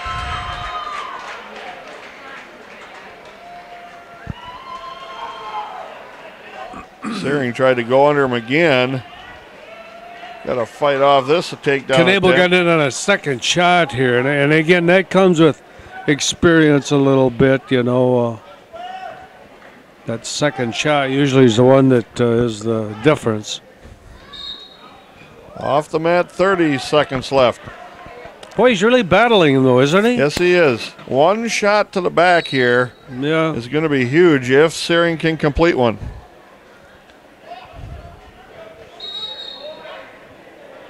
We got a headgear issue on Searing. Stop the match. 23 seconds left.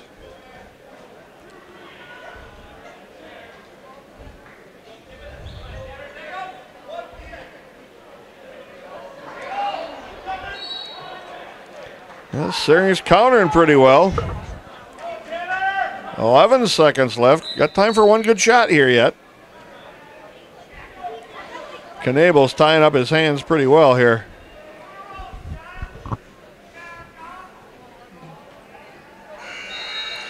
6-2 is the match. Tanner Knabel of Marshfield with a win over Ryan Nothing Searing. to be ashamed of there, you know. No, good hard match. We've watched Ryan Searing at different times not have that grit or toughness, you know, he's needed. And I thought that match he showed that he does have it. Here is Zach Hamill at 132 against Marshfield's Spencer Worthlin. And we'll look back and see how these two fared. Spencer Worthlin was up at 138 in the dual meet. Lubeck pinned him in 227. Hamill wrestled Knabel. Hamill lost 5-1. So this is a winnable match for us. Yeah, fresh match here.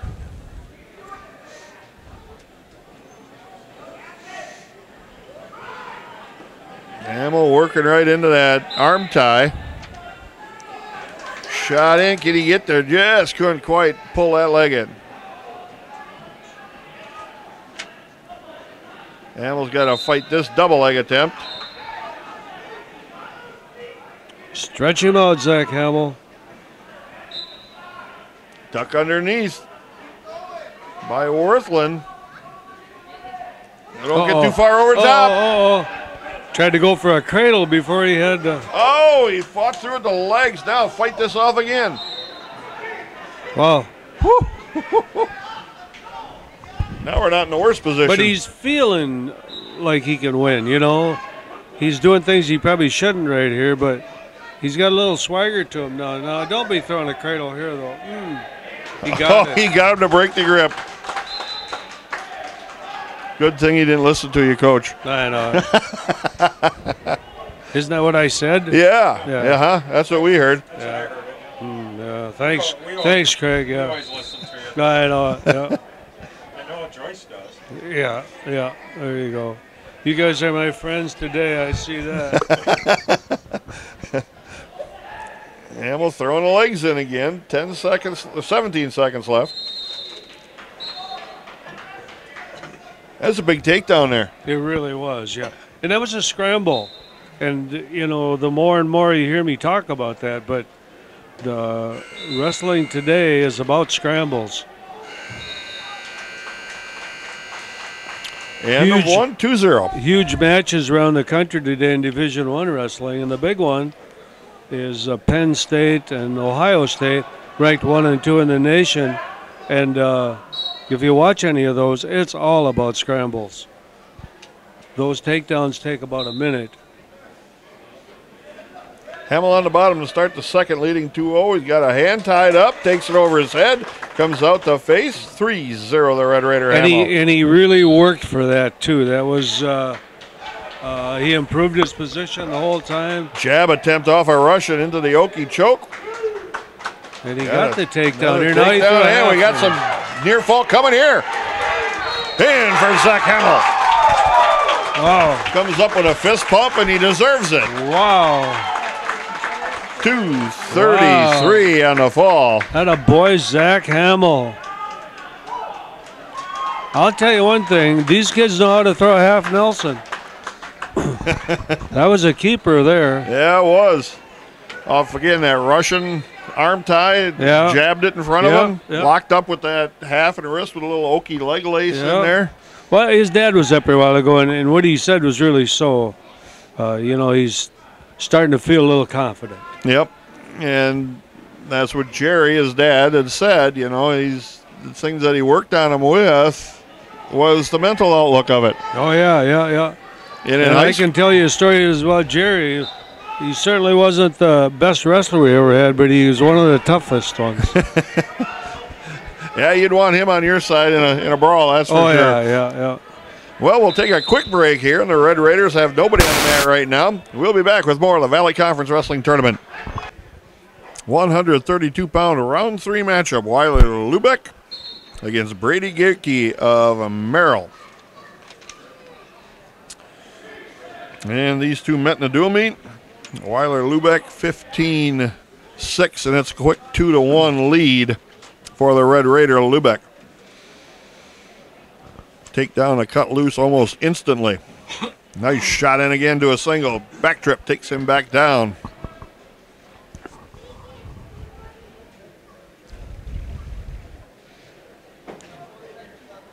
Four to 1 the lead for the Red Raider. 30 seconds have gone by. Trying to get some bonus points here.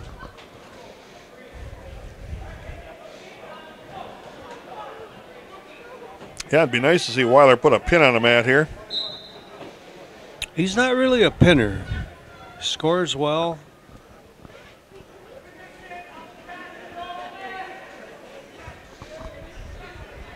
Getting to be a pretty good crowd here.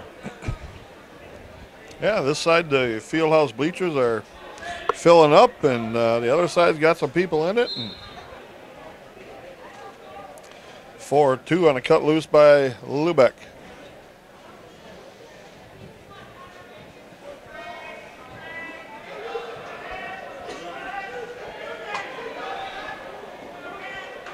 Little snap down, go behind, and got the takedown, and then released him already.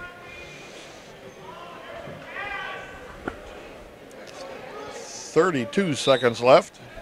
First period. Lubeck with a shot in again. Lifts, takes him down. That's a nice takedown, that inside knee pick.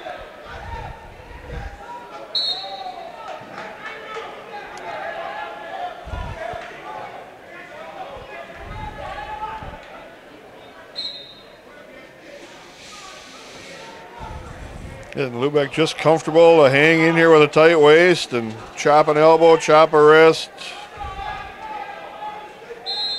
End of the period, 8-3 the Red Raider.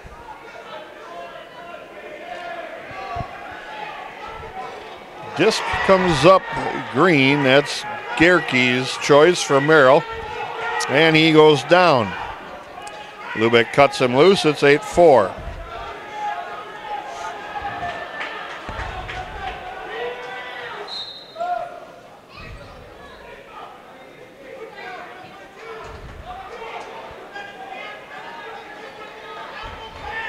A lot of head work there by Gehrke.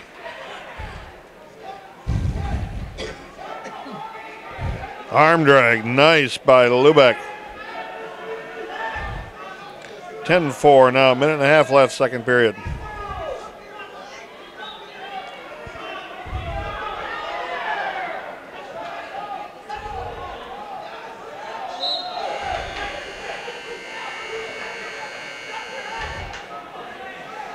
Got the wrist on the left-hand side, now lost that.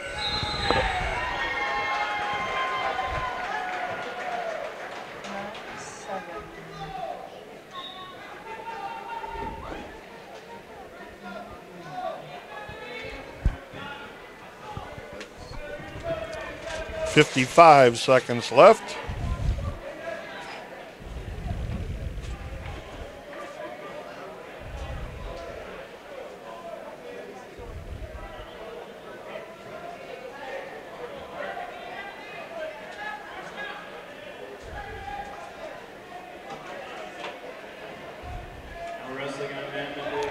And the switch attempt by Gehrke, and Lubeck's got to cut him loose. 10-5 now. Inside shot again. Lift. Boy, he's smooth on his feet, isn't he? Yeah, he is. And like you said, you'd hope he could look for some bonus points here, and hasn't really done much to try to turn.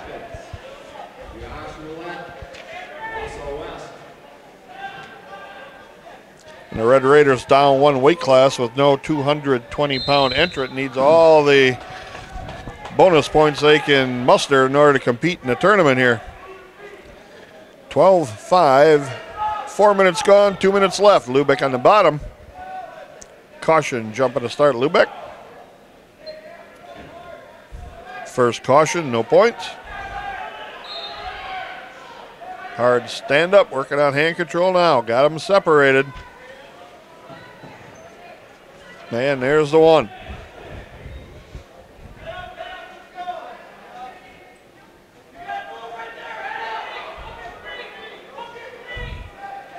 Nice shot in again, back trip, takes him down.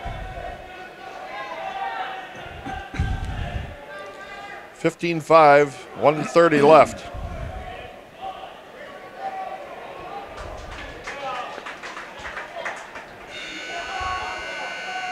And Lubeck gets a little out of position and cuts him loose, 15-6.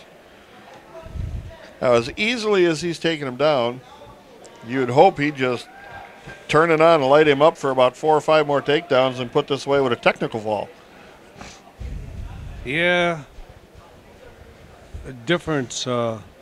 Scott or Shane aren't in the corner. And that probably is a little difference there. Who's calling the shots? But then again, when you're up 15-6, that's pretty solid. There's another nice double shot. Can he keep him in bounds? No, he can't.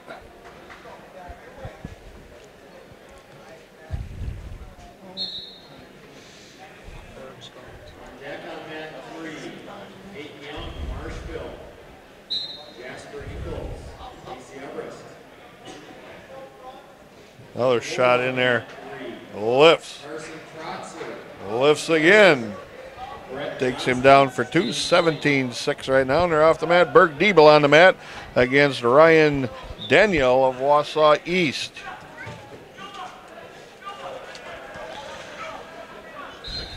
Diebel pinned him in 2:54 in the dual meet. So big favorite for the Red Raider Diebel. 17-7 with 15 seconds left in the Lubeck match. Craig is running the camera here, and he keeps saying, you know, they still got the score up there from the last match. It's 13-7. 17-7 Weiler Lubeck with a major decision win over Brady Gierke at 138. Now we're swinging over to the Berg Diebel match, up 2-1, a minute 10 left. His opponent, Ryan Daniel, Wausau East. Oh, Daniel in on a double leg now. Diebel's got to fight this off. But that again is Berg, you know, he's lets people score on him too much. I worry about that. To take down Daniel. Matches. He's ahead now, 3-2. What did this kid, did they wrestle before? Yeah, and Diebel pinned him in 2:54. Huh. Of course, pins, you know, you never know what the match was like. I can't remember this match. But he's giving Diebel all he wants at this point.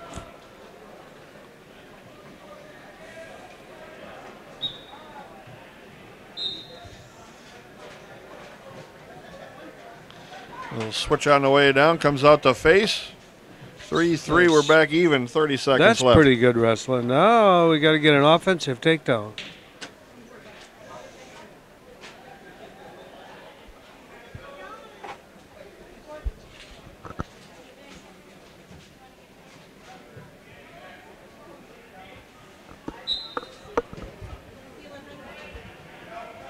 Ten seconds left. Got to close the gap here a little bit.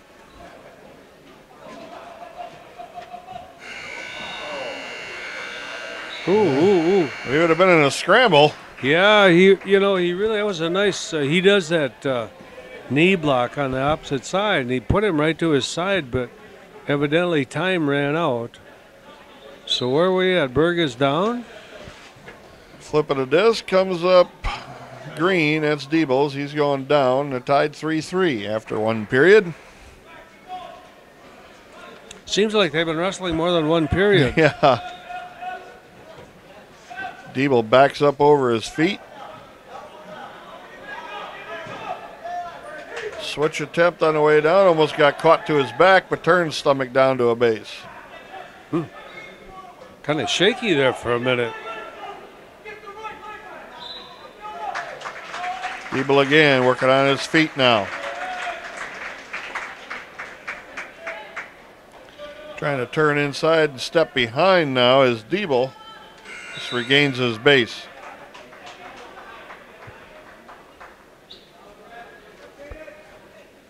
Now Diebel trying to clear his legs. Yeah, just get your one here, Berg. Trying to get extra points right away. Minute 17 seconds left here.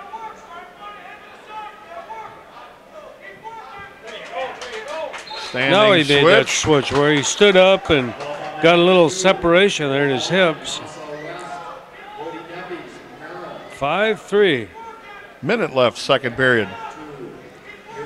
Yeah, I think this is more of a match than Diebel maybe had figured he was going to have here. Now this is a good position. That's flat. Starting to get serious about it. 3:15 on the fall time for Berg Diebel. Yeah, it was a really good match, but then all of a sudden, maybe that's what happened in the first meet. I don't know. I don't know either. You say, well, it's a pin, but you don't really know what happened before that pin. Yeah, you don't know if he caught him off his feet to his back and Yeah. stuck him there, or if he worked him for a while, how much of a lead he had or did not have. Things are going to start getting a little dicey now as we get into this tournament here a little bit. We're looking at Cody Sawyer coming up here next, huh? Yep, Cody Sawyer against Joshua Ouellette out of Wausau West. Follow that with A.J. Schutz and Bradley Lyskow out of Merrill. We'll bring you those matches when we return to the Valley Conference Wrestling Tournament. On the mat, on the very right-hand side of your screen, A.J. Schutz at 170 against Brady Lyskow of Merrill. At the center mat on your left is Roger Fuller and Nick Wahowiak of Stevens Point. And Cody Sawyer will be on the far left against Josh Ouellette out of Wausau West. So Schutz has been taken down already. And he's got a cradle locked up on him. Cody Sawyer, Wisconsin Rapids. Joshua Ouellette, Wausau West. Oh, and AJ's in big trouble down here. A.J. Schutz gets pinned in 47 seconds. And as we swing the camera over to the left and right now, on your right-hand side is Roger Fuller against Wakowiak out of Stevens Point. Fuller pinned him in the first period in the dual meet. In 1:02. Boy, Roger, he fought that off pretty good. Cody Sawyer wins on a forfeit at 160. I wonder what's going on there. I don't know. From Wausau West is Ouellette. We'll take it, huh? We'll take the win. So we'll stay in the center mat here with Fuller. They went from a bunch to one in a matter of about 25 seconds.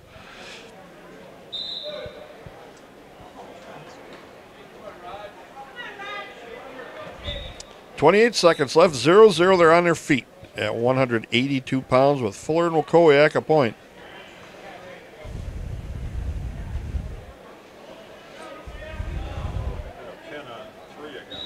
Yeah.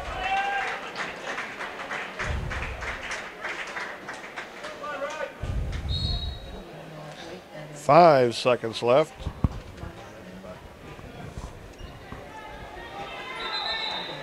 No, we mentioned before Marshfield's come out here with different uniforms. I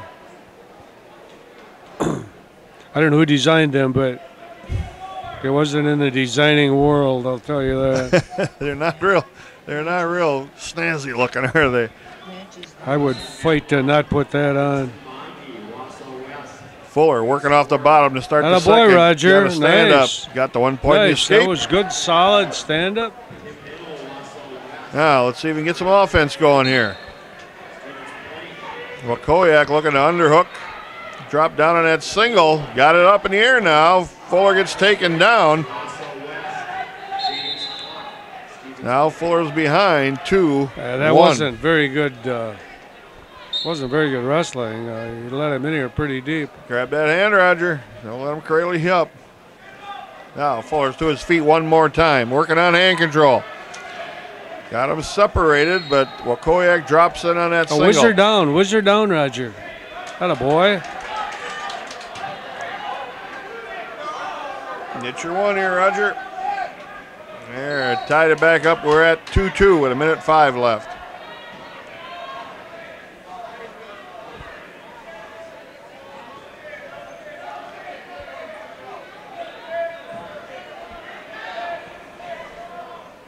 I think we'd have to come out with a lead here after this period. A couple points would be good because Wakoyak's obviously going to go down. 2-2 is tough. Got 40 seconds left here in the second period.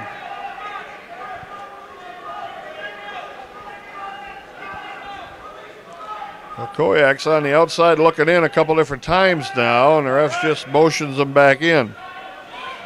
Underhook again, get your elbow down, Roger. Trying to go underneath is Fuller with a duck. Gets his head put in the front chin lock. 15 seconds left.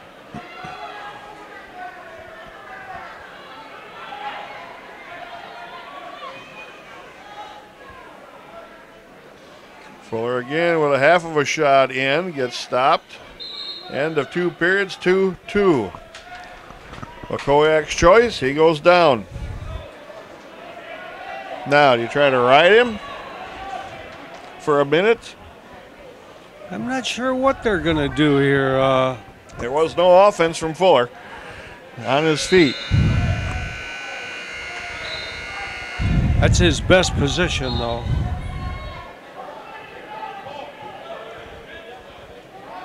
And Wakoyak gets the one. Now he can't get scored on, Roger.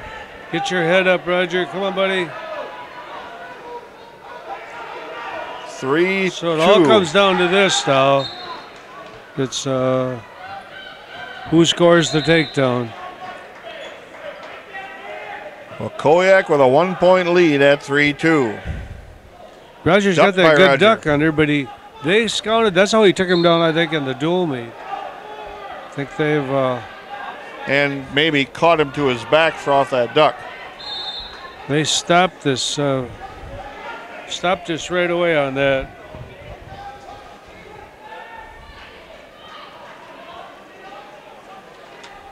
At the conclusion of this round, we will take a brief break to get things set up for the final round.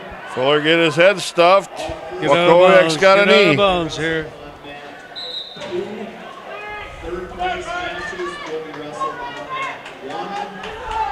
50 seconds left. Wakoyak, he's starting to gas pretty hard here. I think that would be our hope. Come on, Roger, get some motion now, buddy. 45 seconds left. Fuller trails by 1 at 3-2.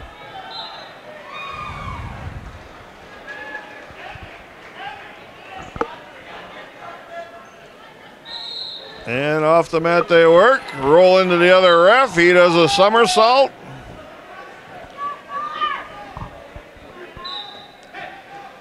.30 seconds. Fuller's got to hit a takedown. Wakoyak is pretty content just to block him off here, too. Yes, he is.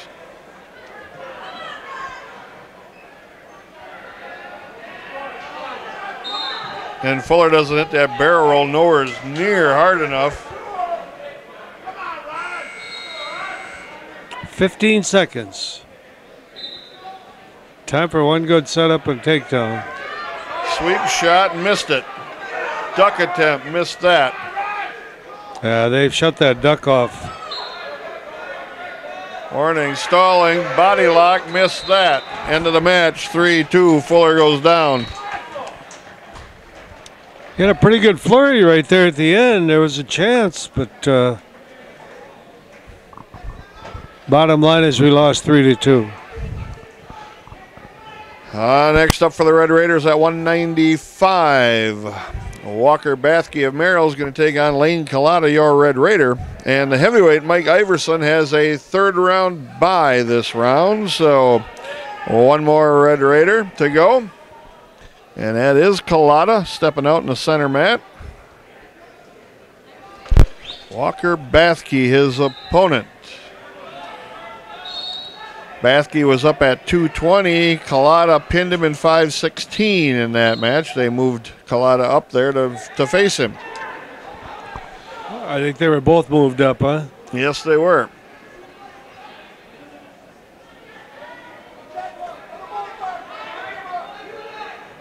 Collada working that underhook, trying to get into that headlock throw position.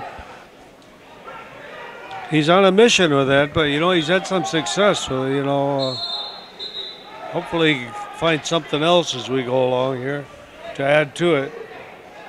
And that's the problem, wading in like that. Yeah, that's exactly right.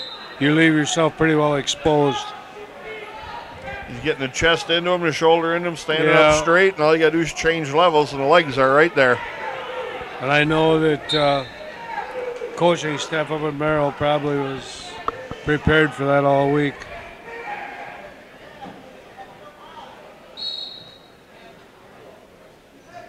Double underhooks now by Collada.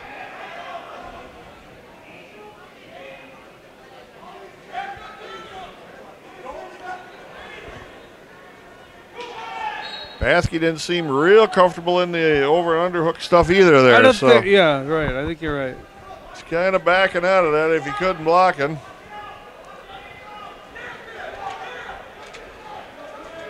Now, the heavyweight thing is kind of up for grabs because bowling from Merrill. Oh. To take down Bathke.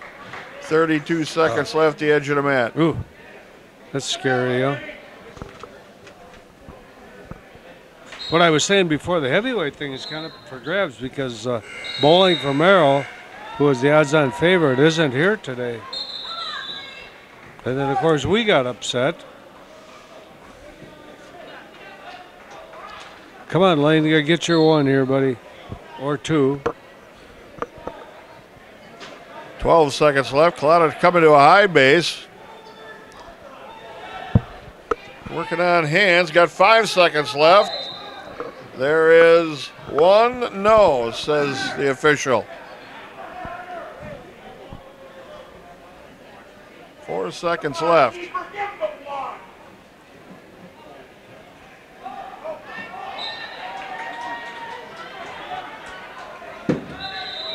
Stand-up by Collada, but couldn't get any hand control, and it gets stopped. Trails 2-0 after one.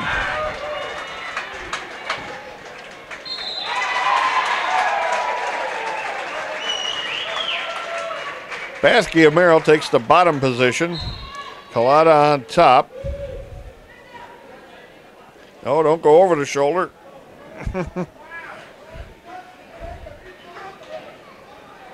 Got a legs right in on the right-hand side, does Collada. Now he's going to dig the second boot in there if he can. Couldn't do that, lost one leg now, and they're off the mat.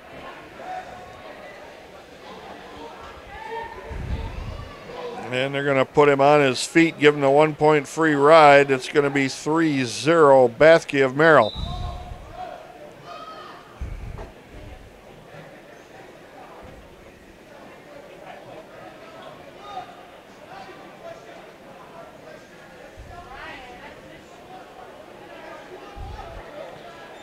Body lock by Bathke now. Headlock attempt. No. Bad one by Collada. Can he make it work? And he got rolled through with the body lock to take down Bathke.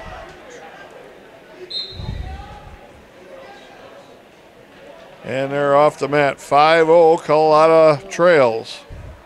Now he's got a bigger hole to dig out of.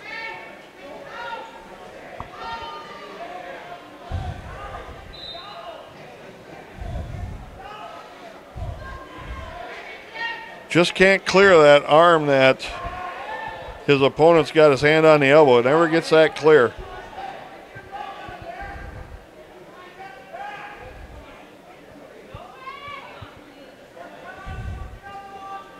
45 seconds, still 5-0 in the second period for Merrill's Walker Bathke.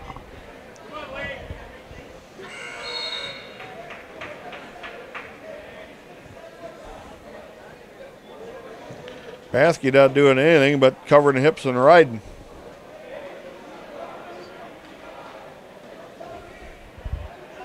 Oh, don't try and. Oh, good thing we're out of bounds there. 21 seconds left, second period. Gets in some ugly positions, doesn't he? Yeah. Turns into positions that he thinks are going to feel right, and it's the absolute wrong thing to do. And there's just a spiral ride by Bathke. Now, Collada to his feet, and they cut him loose with 12 seconds left. 5-1.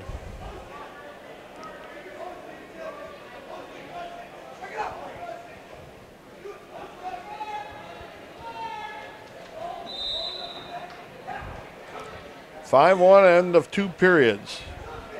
Collada's choice. He's going down. They have to get himself out in a lot bigger hurry than what he was able to do before.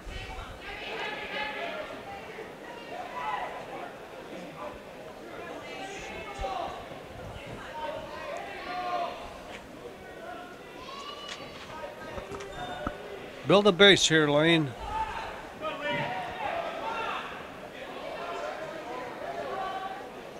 Now comes out the face. Get your one here. There's the one. 5-2 now. Minute and a half left. Third period. Collada down by 3.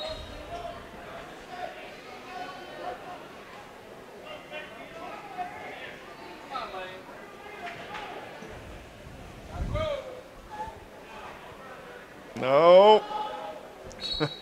Again, getting into the bad positions here. Be a good time to shoot a good single leg. Not sure that one's in the playbook here. No, it's exactly right.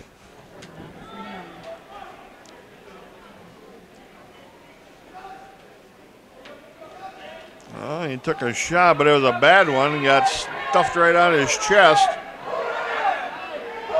Hey, he got all stretched out. Lateral drop attempt. Oh, and he couldn't base off. Didn't feel it coming.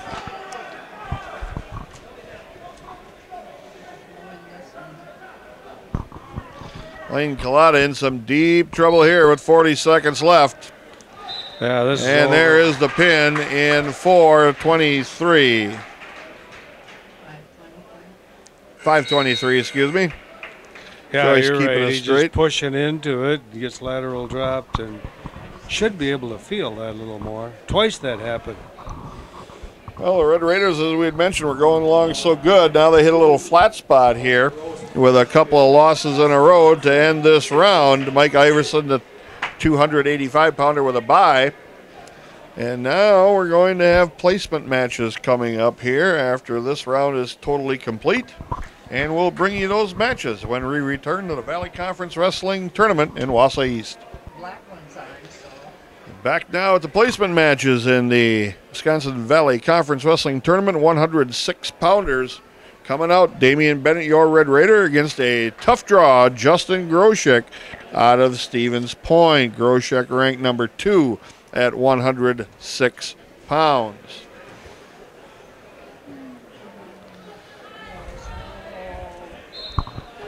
Groshek, the real deal in this weight class here, dropped down from 113 earlier, and he just runs Bennett right over. 2-point takedown. Team points look like this. Wausau East is in 7th with 40 points. Maryland 6th with 112. Wausau West in 5th with 118. Stevens Point in 4th, 134. In third place, D.C. Everest, 139.5. Dropping to second place, your Red Raiders, 76 points, and Marshfield into the lead now with 194.5. Red Raiders had a tough end of the last round where they suffered a couple losses that were maybe matches that they were looking at trying to get, had a good shot at getting wins on, so that's where Marshfield jumped ahead. 4-1, Groshek with a lead. 2 takedowns and 1 cut loose. the 1 point Damian Bennett has. 1:15 left. Second period, Bennett's on the, or first period, Bennett's on the bottom.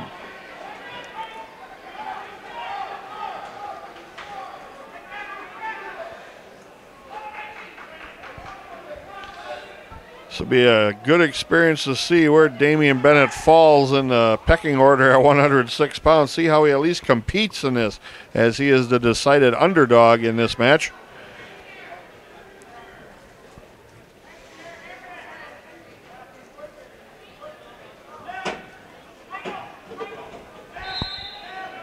Off the mat, 40 seconds left.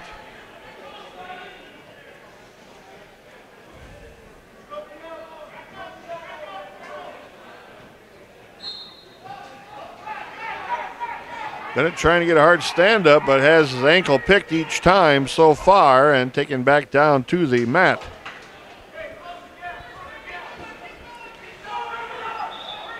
And they work their way off one more time. 26 seconds left, first period.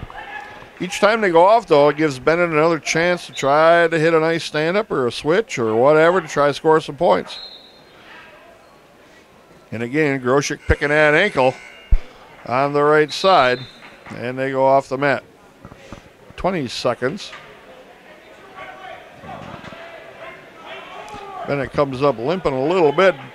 Wrapped the knee on the way down.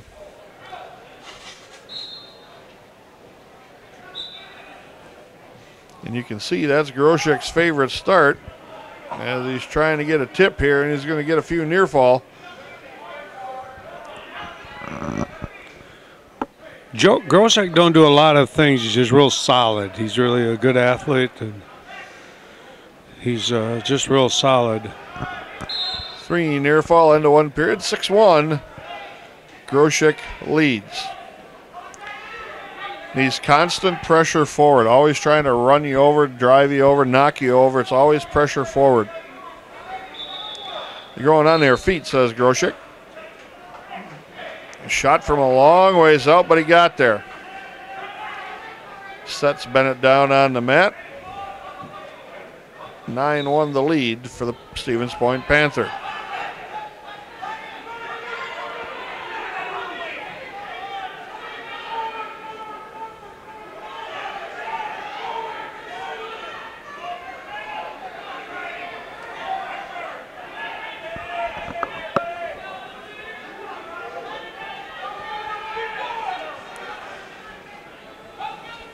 So far, Bennett not an answer for Groshek on top of him.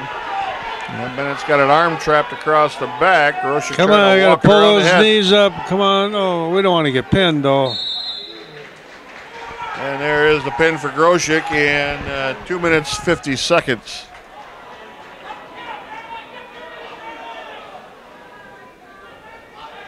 And Damian Bennett finishing in second place in the Valley Conference at 106 pounds. Groshek, just a class of the field there, ranked second in the state. He's pretty good. So we'll take a quick break while they finish this rest of the weight class. We'll be back with Cale Bennett and Gabe Pugh of Marshfield. 113-pound final. Cale Bennett's your Red Raider against Marshfield's Gabe Pugh. It's the third different uniform for Marshfield today. Big key for this is Cale Pugh kind of worked him over in the dual meet, but if we can get through that first period, if we don't get taken down right away, that's been our Achilles tendon. We can stay in here and stay in position. We can stay in this match. 11-5 was the dual meet score when these two wrestled earlier.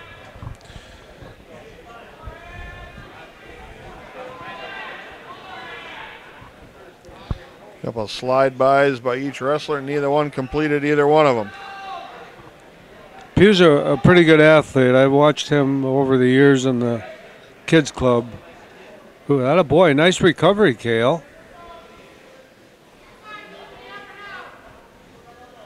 We got to keep that head position.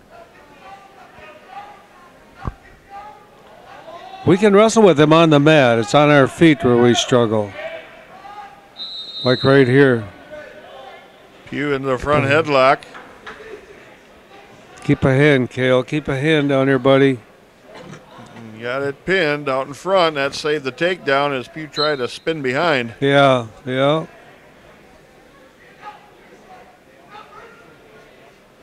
Slide by again, trying to come around the corner. Get the arm through, Kale. Come on, buddy. Round and around we go. Pugh ends up behind, but no takedown yet. Switch attempt on the way down to the mat. Pugh steps over the top, gets Come takedown. really close to finishing that switch off. That was the thing that we had to avoid. It was quite a long takedown. Yeah, probably 20 seconds worth. Spiral ride now by Pugh. Bennett picks the half off. Got 7 seconds left yet.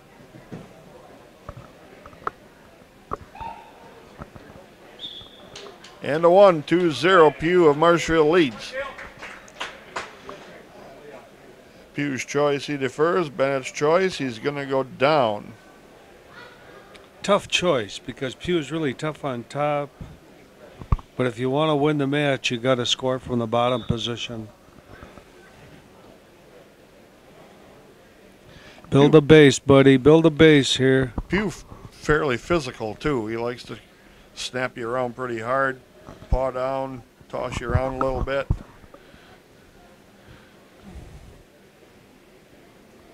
Come on, build a base here, Kale. Come on, buddy. Can't get him off his wrist. Around and around the corner Pugh went. Now he's got a half and a wrist. Pugh's pretty aggressive on top. Let's try and unfold the long, lanky legs. And Kale Pugh caught him in able a to trap him. spladle in the dual meet.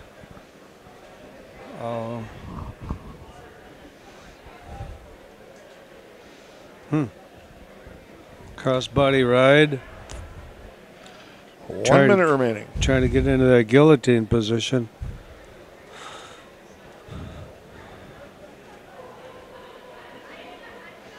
Bennett's to a base now. Trying to come to his feet. Can't quite break free. Now Pugh's up pretty high over the top.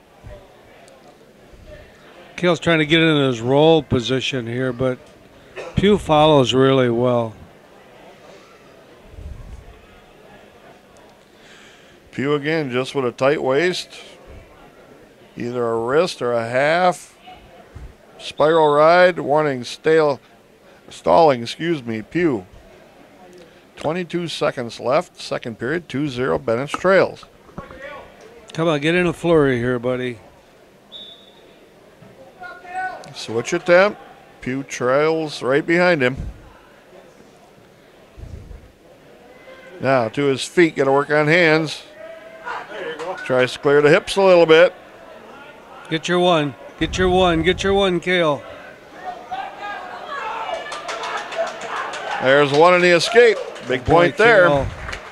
2-1 after 2 periods, and Pugh goes down to start the third. That was big. He earned that. So it's 2-1. So we're in the match.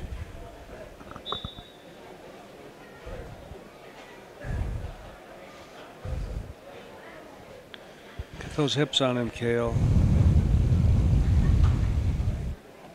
Bennett switching sides on wrist control here.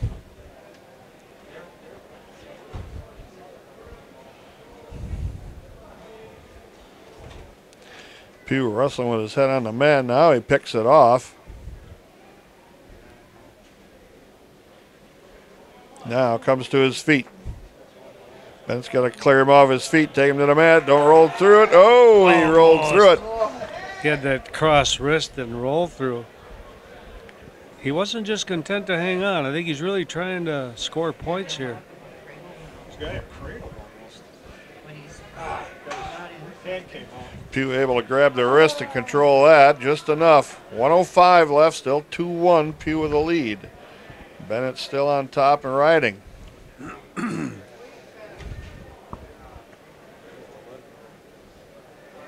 Come on, Kale. Let him go. Look out. Can't let him go because you can't take him down. Half in a wrist, got a chance to score here, but Pugh picked the half off. Switch attempt by Pugh. Re-switch. Keep your head up, buddy. 30 seconds left. Bennett's now with a legs ride. Can he get one tip here? Half. Wrist. Pugh picks the half off pretty easily. Bennett just can't keep that half in there. Stretch him, Kale. 10 seconds left. Pugh content to lay on the bottom here and base off. Pugh's hanging on for his life. That's what's happened. Now he gets too high. End of the match. 2-1. Bennett goes down to Gabe Pugh, but a much better, highly contested match there. It was a great match, and what I said at the beginning was that we had to get through that first period, and that ended up being the difference. He got taken down, and he pretty much, I think if he went on style points, he won that last period. Well, at least, I'm telling you, I'm a grandpa looking ahead here a little bit. We are capable of beating him Close the distance. down the road. Yeah. Close the distance. That's what you're looking for, because the real, this is a tournament you always want to win, but the real wrestling starts next week. Yeah, next 2 weeks. Yep. Anyway, it was a good match. Pretty happy with his effort there. 120-pounder Alistair Greening going to come out on the mat against Marshfield's Caden Denny. These two did not wrestle in the dual meet. Caden Denny pinned Ryan Searing. In the dual meet,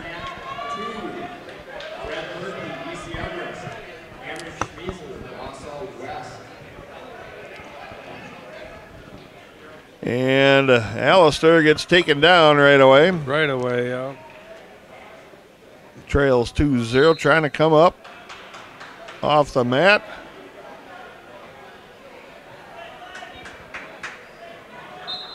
We haven't won any matches this round, but we weren't favored to neither. And this match the same. Wouldn't probably be the favorite in this match, but again, the first two matches, even though it went down to losses, were competitive, good matches. Yeah, they really were. Greening now trying to turn inside here, but he's got a leg trapped and caught up. Could get himself into a position for an easy cradle lockup. And that's what Denny of Marshfield was looking to do. Now Greening's got some hands and separates that.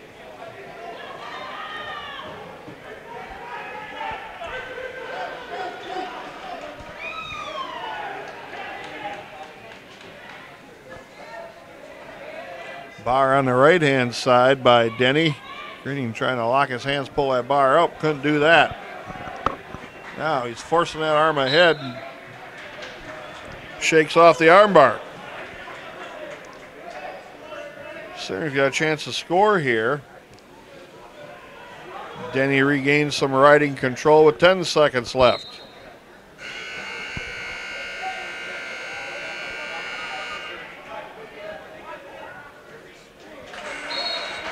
(2-0) after one period. Denny of Marshfield leads.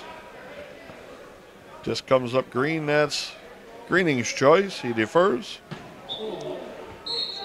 Denny will go down.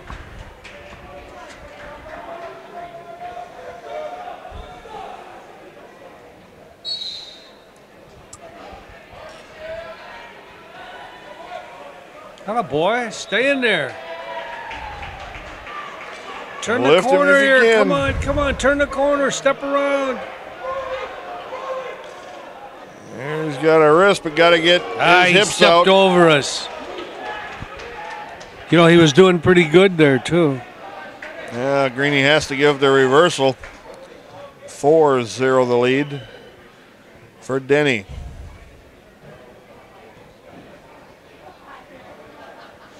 Here he's got a chance to score again. Got the arm pinned out there, but couldn't get his legs free.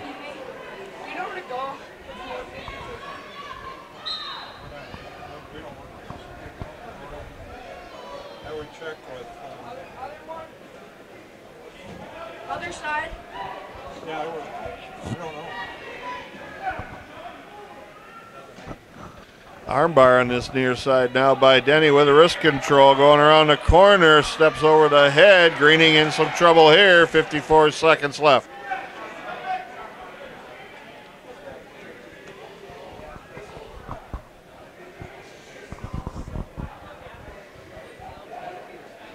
Double armbar now.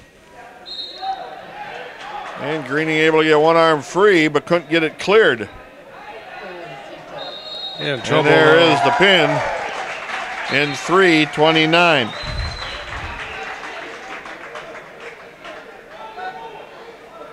There's quite a match out here in the middle with Freddie Lurkey and Schmeiser from Wausau West. 3-3. Alistair Greening finishing in 4th place in the Valley Conference at 120 pounds. Next up, Ryan Searing will take on Demetrio Kovarubas of DC Everest for 3rd place at 126. We'll bring you that match when we return to the Valley Conference Wrestling Tournament. In the 3rd place match at 126 pounds, your Red Raider Ryan Searing, the freshman, taking on DC Everest Demetrio Kovarubas.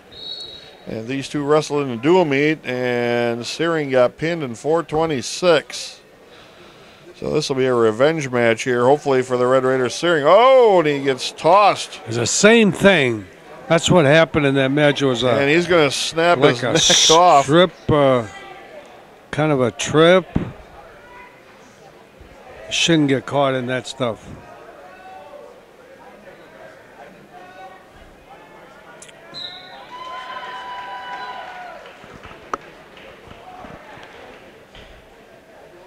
And this kid here is pretty physical there when he goes out like that.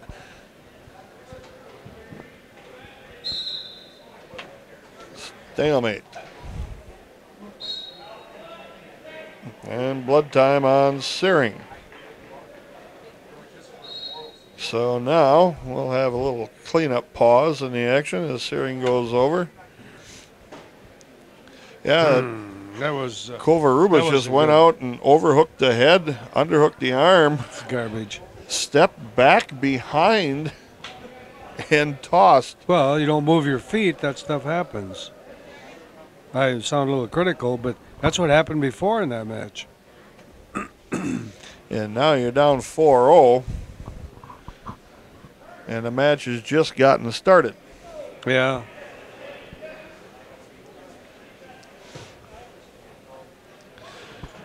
So after the really good start, and obviously early in the tournament, the Red Raiders put out on the mat, they're kind of flailing around here a little bit.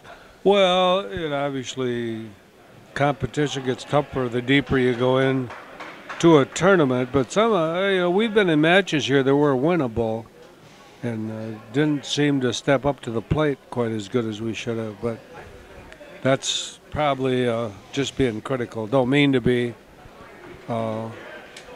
Be nice to win a few of these place matches. We lost in the finals there at 106 and 113. Groshak at 113 or 106 is was he ranked 2nd in the state. And Kale lost to Pew for Marshfield 2-1. Just a Pew's really ranked like 6 or so. Really, really good match. So we're right there. Searing now in the bottom, 1 minute 12 left, trailing 4-0.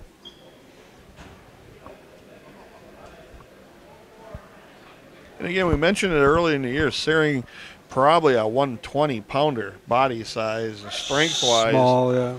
And so he's up a weight class just because he couldn't certify at the lower one because he weighed in a little bit heavy.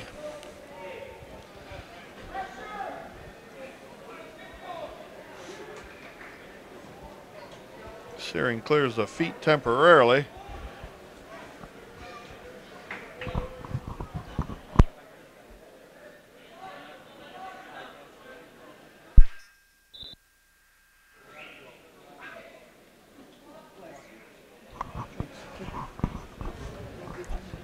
I'm not sure you how to pronounce his last name, but the kid can ride pretty good, the Everest kid. Caution on Everest, jumping to start.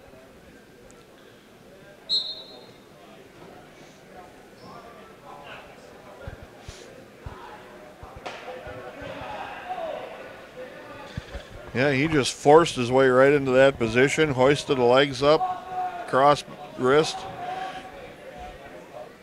Just drove right through, and luckily Searing was able to roll right through it and off his back. Keep the match only at 4-0. Again, this is a match for third place at 126.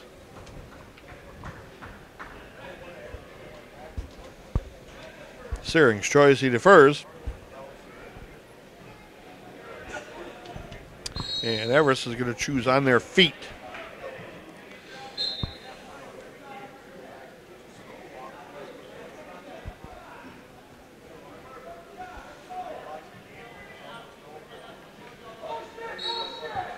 I think there's only 4 guys in this weight class to start with, huh? There's not many. Hello, boy, Ryan. Searing with a shot in here. Can he count? Can he come out with a takedown here? Come on, he's got his leg kind of hung up here. That's what I was talking about before about scrambles.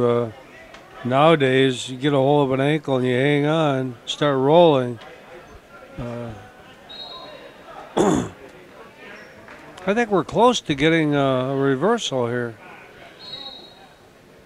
Crossface by Searing here. Now he breaks that off. Kovarubas is just burying his head here, hanging on to the leg, and we get a stalemate call here.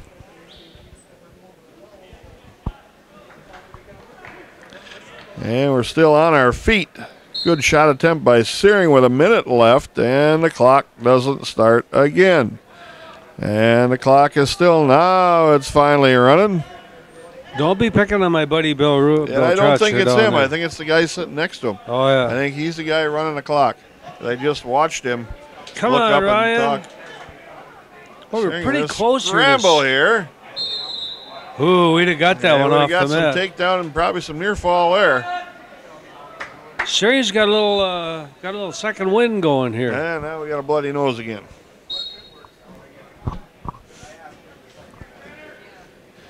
He had quite a flurry going on. Yeah, I think he did. would have scored there towards the end. And you can just see the difference. Again, he's a freshman here, so he does freshman type things from time to time. And you can see when they started that period, then he was defensive. Everything was defensive. Then all of a sudden now, like you've seen in this last flurry here, he was the offensive guy, and things were turning out maybe a little different for him here. Well, he's got good skills. Sometimes you just got to convince yourself in your own head that you can compete here and do some things. That's the hard part in high school athletics. Now Searing getting cleaned up here, getting a quick drink. Coming back ready to go. 38 seconds left in the second period, and Kovarubas is ahead 4-0.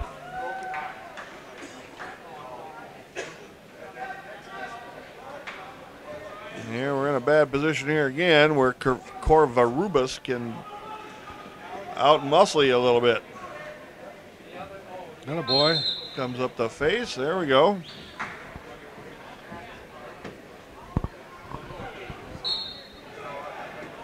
Shot in again, but didn't quite get there. Try to change levels for the second shot. Fireman's carry. Don't get hung up here. Oh. Shoot. Turned the wrong way. Got to be careful what we say here because his mother's sitting right down in front of us. So 6-0 on the late takedown. Thought he was going to get that takedown. He kind of turned, instead of turning into it, kind of turned away from it. 2 minutes left. Still got a match here yet. Come on, Ryan.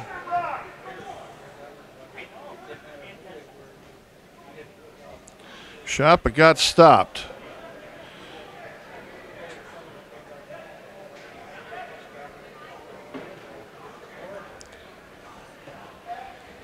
Shot in again by Searing.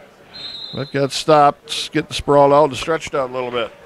Can't quite get an angle here. He's taking, he's going straight in. Yep, they're coming straight in. Minute 34 left. Come on, Ryan, get some motion here, bud.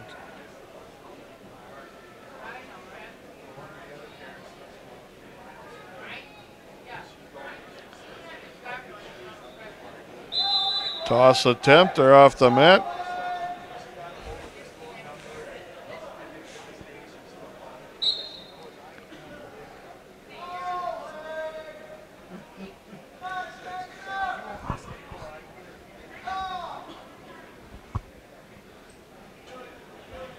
.105 left, still 6-0. Covarrubias. There, we got a warning stalling on Everest. He pretty much shut down the offense here. The Searing's kind of picking up the pace.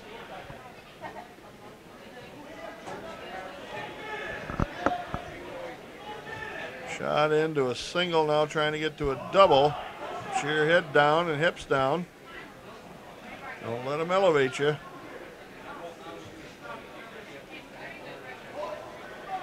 Stretch him out, Ryan. And another 30. stalemate. Yep, 30 seconds left, still 6-0.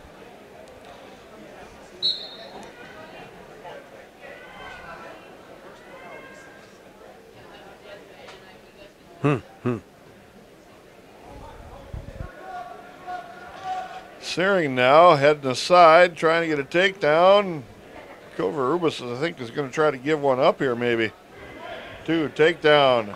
Searing. Searing's made a nice comeback here. It's we just fell behind too early. 7-2. So Ryan Searing goes down to defeat. But like you said, Coach, wrestled the second half of the match much better than the first half. Yeah, that's been kind of our MO here in a few of these matches. We get taken down early, and it kind of changes the whole complexion of the match. Next up will be 132-pound first place match. And this is going to be a tough go here for Zach Hamill at 132. He takes on Tom Severson at EC Everest. Severson ranked 9th in the state currently. Yeah, he's pretty good. He was he's the conference champion from a year ago. Well, let's see which Zach Hamill steps on the mat here. Severson drops in on a single right off the bat, steps through with a trip, takes Hamill down, and cuts him loose. Gonna play the game. 2-1.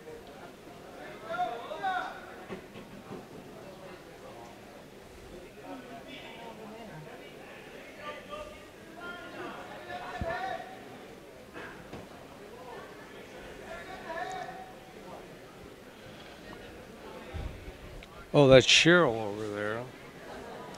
Severson with a shot in again, elevates Hamill over his shoulders. Come on, get your hip off the mat here. Come on, Zach. Fights the hip up, but Severson lifts him up. Hamill's locking up around the body and the leg here, and we got a stalemate. Stalemate. That was about the best thing he could do. Yep, that was a good call there.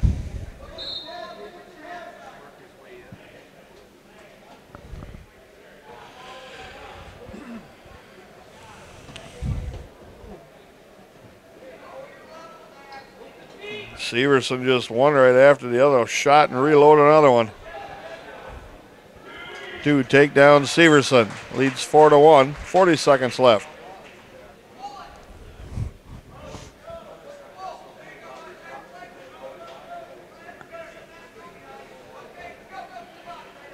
Zach trying to get some hand control and build a base.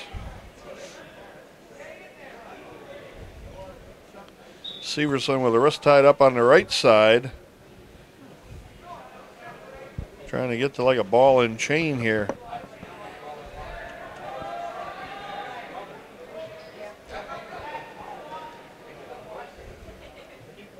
5 seconds left. Pretty competitive first period here for the Red Raider Hamill. Yeah. Severson really keeps the pressure on his feet, and we're probably not ready for that. This is a step up from Zach has really been wrestling good, but this might be another. This is another level. Yep. Another level. One more level up, or maybe two. If you want to get down to Madison, you got to be able to wrestle these kind of guys. He stayed in here pretty good. And Severson got his hands separated and steps out. 5-1 to Severson.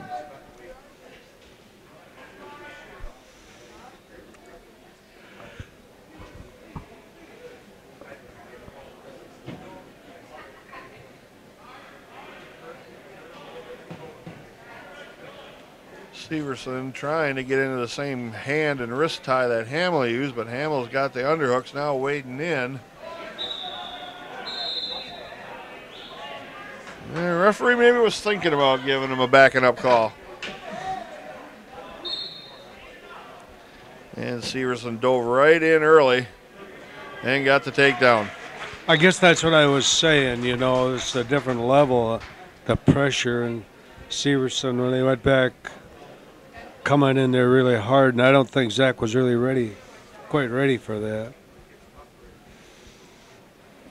Yeah, there is no breaks with the really good ones. No.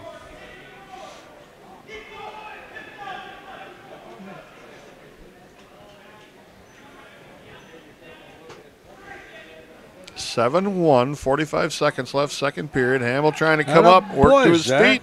Severson lifted him, takes him back to the mat. He's working pretty darn hard.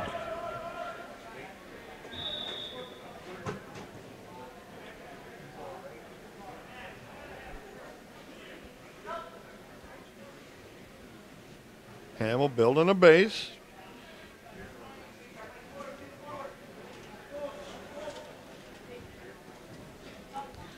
(15 seconds left, second period.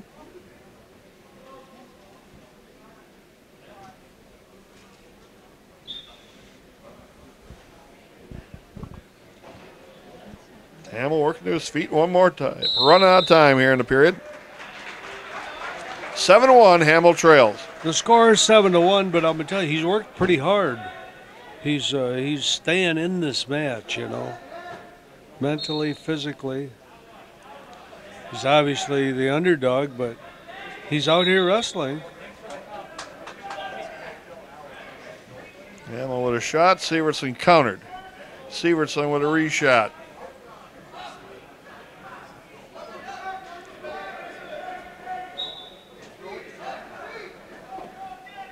Hamill left the leg in a little bit too close. Severson snatched right on it. Now we're in a scramble here. Don't stop out here, Zach. To take down Severson off the scramble. 9-1. Out of bounds.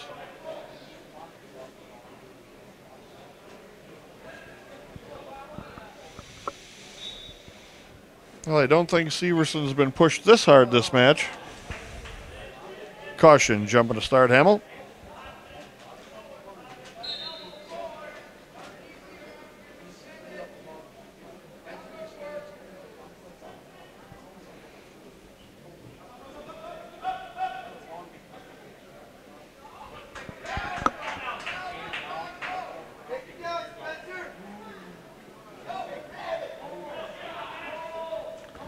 Point and Marshfield are having a really close match here for 2-1 for third place.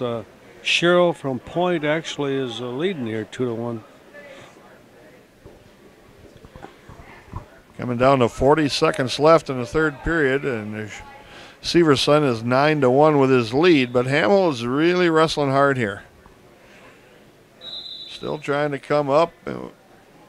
We got a stoppage for something, and now the headgear comes down over Hamill's eyes, so gonna snap that back on. Hamill hustles back to the center, gets set.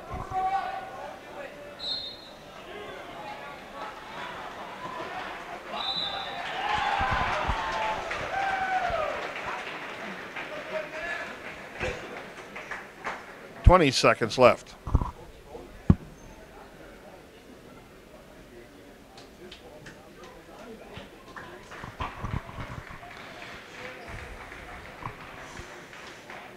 Counting down from 5. Cradle locked up now by Severson. Oh, no. No near fall, should be. Yep, no near fall. 9-1 as Zach Hamill goes down to Tom Severson. But a good, hard-fought match by the Red Raider. Yeah, I'd say that the score was lopsided, but they obviously were the best two guys in the weight class. That's for sure. Only Severson was the better one, and that's no disgrace to that. I think Severson's a senior. Hamill's a sophomore. And Severson comes over and shakes Hamill's hand again. So a lot of respect there, and he knows he was in a match. That's a good match for Hamill to be in. Too bad we didn't win that one, but Weiler Lubeck at 138 in the championship against Caden Pierce of Marshfield. These two did not wrestle. Caden Pierce was up at 145. I think they did last year. See if they have him in the conference tournament last year. Caden Pierce beat Lubeck 10-7 last year in the conference tournament. When I've talked to Weiler down at practice, this is one of the guys he has to beat to get through to the state tournament.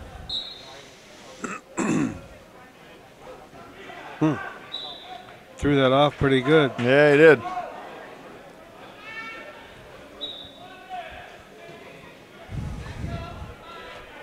Weiler Lubeck ranked number 5 in the state. Caden Pierce, honorable mention.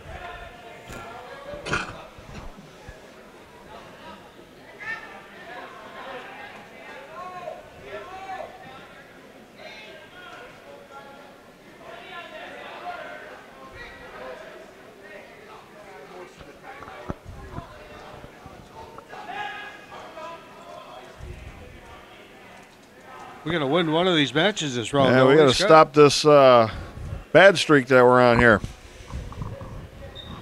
Well, we're getting into the meat of our lineup here, so hopefully we can get some wins going. Nice takedown attempt, just didn't quite able to finish it off. Pearson on a single on Lubeck. Lubeck with a whizzer, and they're off the mat.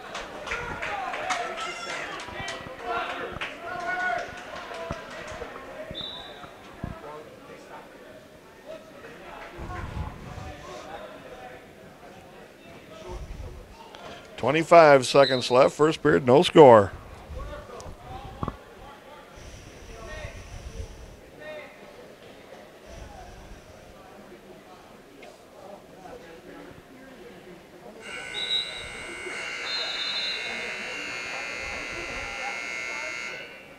One takedown in a match like this, because you figure Lubeck doesn't turn very well, so maybe Pierce would be able to get out. Yeah, well, it's not going to happen in the first period because it's 0-0 and Pierce is down.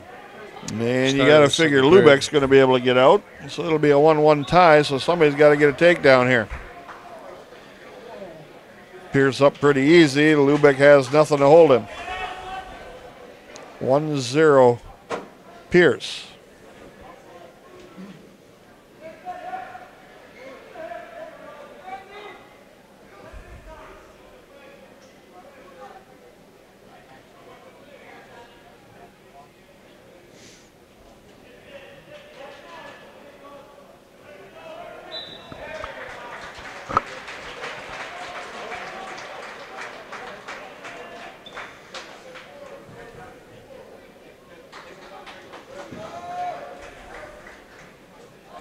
.115 left. Still 1-0 Pierce. Both Pierce is working pretty solid. I don't think we've come close to scoring on him.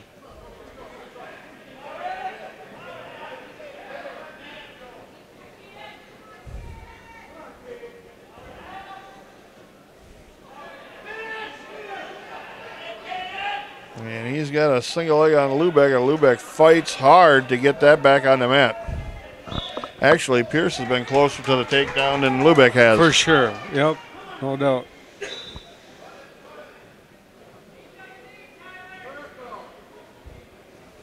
Pierce looks pretty big. You know, looks bigger than Lubeck. Of course, coming down from what he wrestled all year, 145. Yeah. Well, a lot of teams will do that late in the season. As long as they've certified up or down, they do it with this in mind of coming down at the regionals. In this case, they came down at the conference. Another shot in by Pierce, and Lubeck counters. Lubeck's got an underhook with some head position. 10 seconds left in the second period, and Lubeck trails 1-0. Weiler hasn't got much offense going in this match, but it's going to come down to this. Hopefully, we can score a point or two here.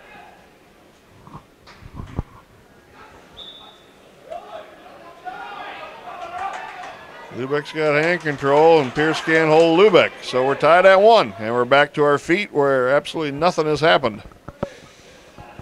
I know Weiler hasn't been close here yet, but it only takes one time to get a takedown. One good setup, one good shot.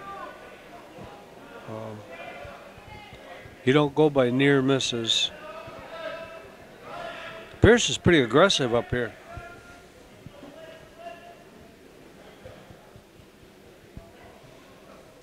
Nice shot inside. Can he complete it? That was our shot. That was the one right there. Had that good elbow tie, popped it up, went inside.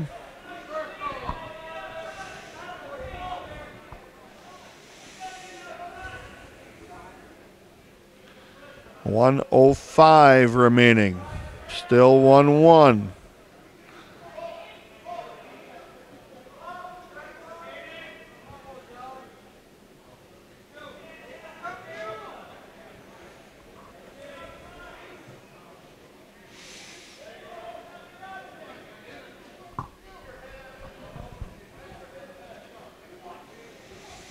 Getting a lot of hand fighting, a lot of collar tie.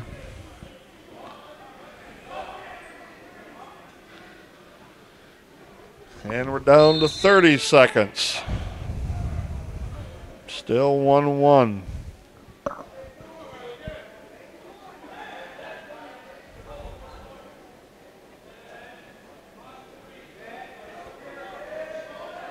.15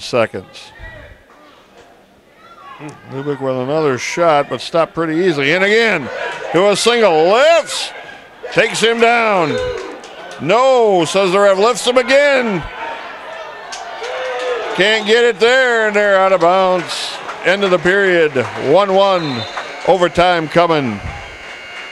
Well, I got to say, we might have thought we were going to get that takedown, but credit to Pierce, he kept going. Credit to the referee for not making a call too quick. It's, I thought for sure Weiler was in there really deep. Which means, you know we can do that now. Good wrestling on both guys. This is a good match. Two pretty even kids. You can't reach like that, though.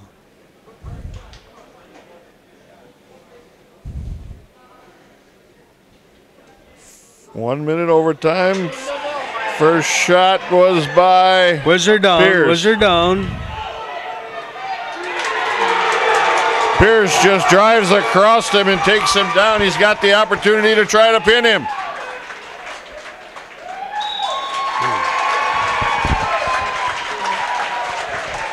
.6-1, Lubeck, it goes down.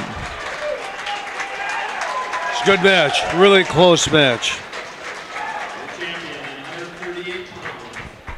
We'll see that one a couple more times in the next couple of weeks. I would think so. And Weiler Lubeck finishing in second place in the Valley Conference at 138 pounds. We're about due to get a champion here, aren't we? Next, we need to just win a match. J.J. Corral wrestling for third place against Carter Bayer of Merrill. And these two, I doubt, met. Corral not in the lineup. And Bayer lost to Berg Diebel 16-4.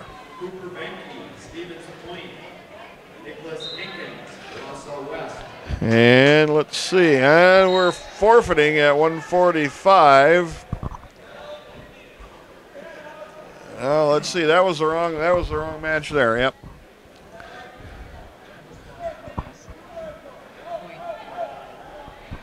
Got thrown off by the change of uniforms there.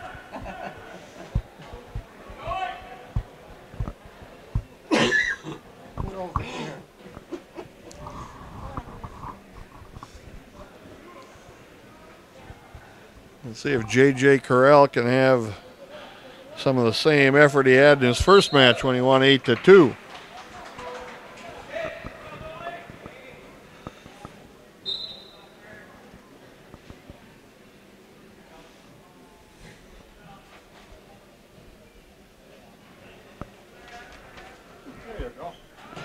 Carter in a deep double, got a takedown in the lead.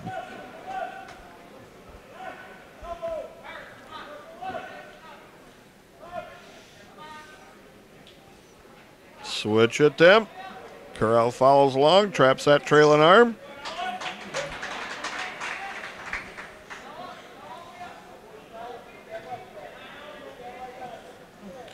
Corral rides back through that stand-up attempt. Now, Bayer back up to his feet. Got to do something with him here, JJ, and can't hold him. 2-1. 30 seconds left, first period. Again, this is a match for third place at 145 pounds.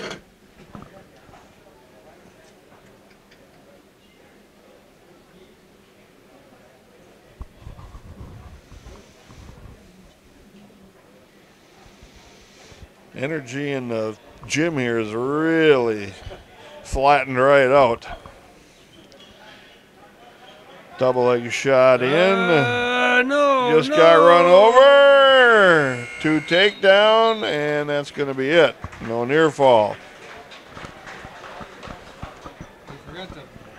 Forgot the belly down and sprawl there. We let him suck our hips right in. That's 2-2 after one period. And Bayer of Merrill takes the down position to start the second. Corral will try to turn and ride.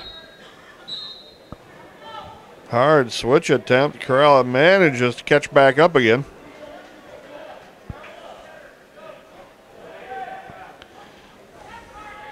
Again, J.J. Corral only in the lineup the last week or so.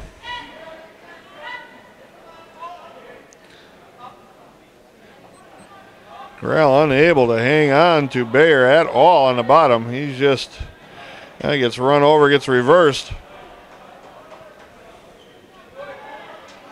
5-2 now, the lead for Bayer.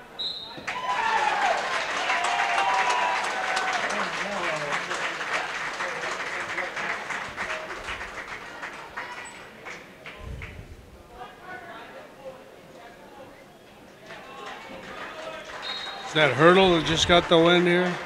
Yep. 105 left, still 5-2 Bayer of Merrill over J.J. Corral, your Red Raider. Now Corral able to get to his feet, working on hands.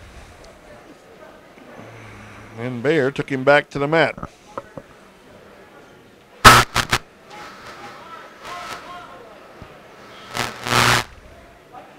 Bayer looking to lock up a cradle here. Come on, get strong here.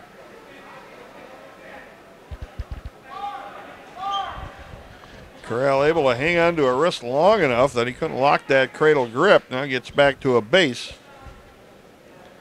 And gets rolled through on a hip tip.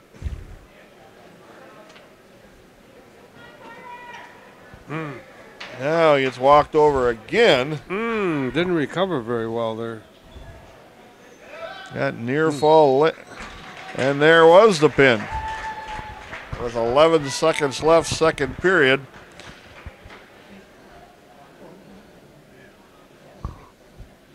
J.J. Corral goes down On a pin in 349 to Merrill's Carter Bear. J.J. Corral finishing in 4th place here. And the final placement match woes continue for the Red Raiders. They are 0 for 7 right now. Now, Berg Diebel at 152 is going to take on Peyton Young of Marshfield. Championship match. These two did not wrestle in the dual meet. Cody Sawyer wrestled Peyton Young. Sawyer beat him 17-4. Berg Diebel looking to change the Red Raider fortunes around here a little bit. Yeah, we're due. We need a good, solid match out of somebody here to stop this. Well, this is their backup, I think. I don't think he was in the lineup when we wrestled earlier. Berg wrestled Hurdle.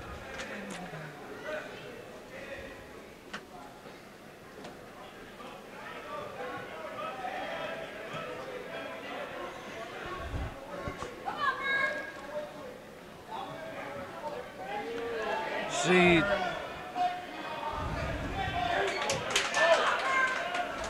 exactly what you said there, Coach. Just waded right in, standing straight up, and gave the opportunity away to score points there. you can't do that on good guys.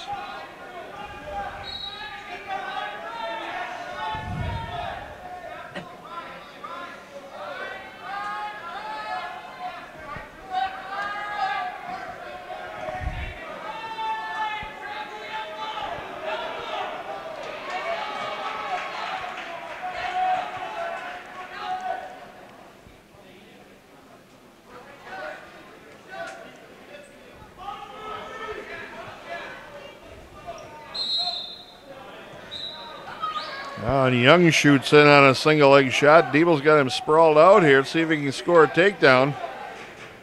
There, he's got the takedown off a scramble.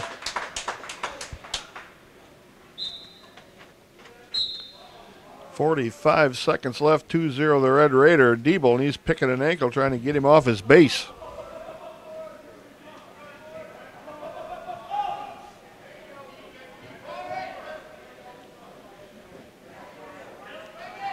Trying to get the arm up behind the back.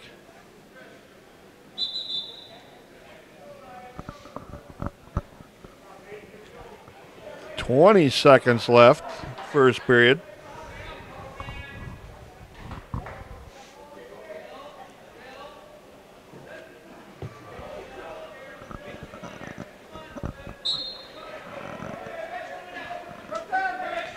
A claw ride now, and 2 seconds, 1. The end of the period is here. 2-0 Diebel with a lead after 1. And it will be Diebel's choice. He defers. And Peyton Young of Marshfield goes on their feet. That must be his position because they wanted him to go neutral. Well, he's gotten out on shots on Diebel. Really has. Diebel's not moving his feet much. Now you better hope for a stalemate. And that's what we got.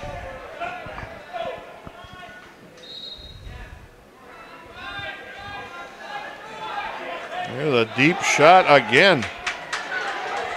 And Diebel gets taken down. Now it's tied at 2. That was a nice takedown. At least we made it look like a nice takedown.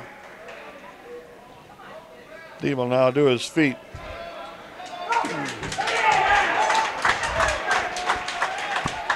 It was kind of a flurry there. He stood up and had one, but then made 2 out of it. Almost like he felt the balance of Young and then just ran him right over. So we're ahead 4-2 with a minute left, second period.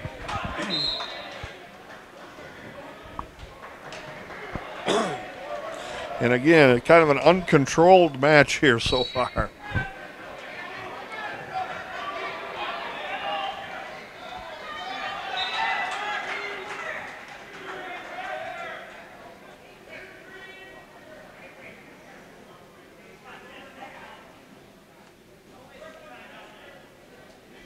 Berg's looking for this roll through half that he does.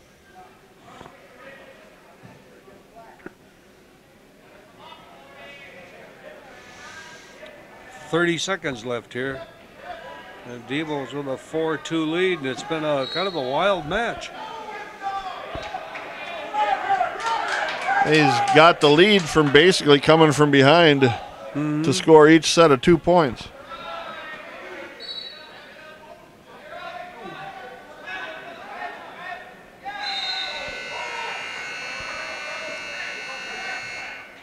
Couldn't get a legs in and couldn't work a crossbody half, so goes back to a cover here. 10 seconds left.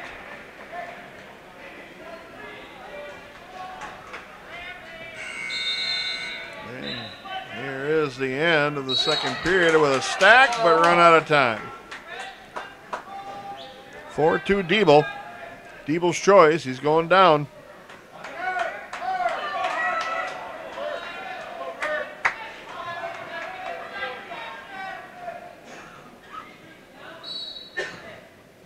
Diebel with a hard stand-up.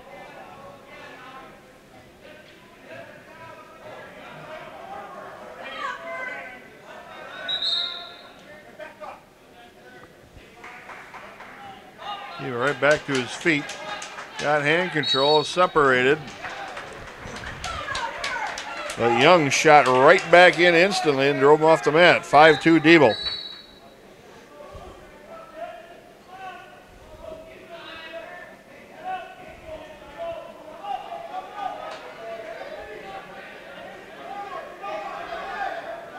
Nice shot there by Diebel. Dump takes him down. That was a good shot. That's a nice takedown, nice dump, yeah.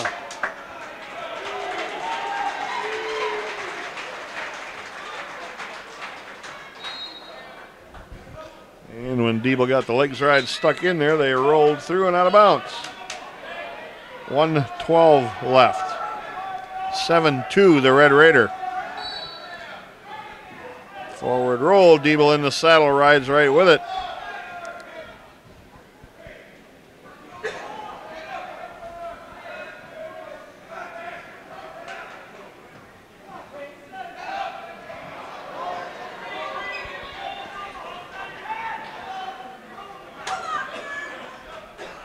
Now Diebel's got the arm up behind the back. But Young able to build to a base. 40 seconds left.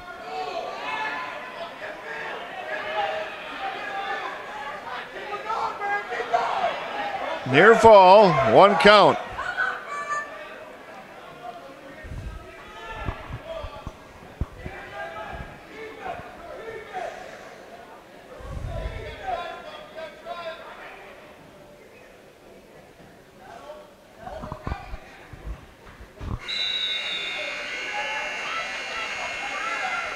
Inside of 10 seconds, Berg Diebel will have his second Valley Conference championship this year at his third Valley Conference championship, winning 7-2. Well, it's a good match, a little on the sloppy side. And this young kid was pretty tough on his feet. Yeah, he wasn't backing away at all. No. But there's Berg Diebel with his second conference championship. Third conference. Was Third it one, really? says Joyce. Yep. Congratulations.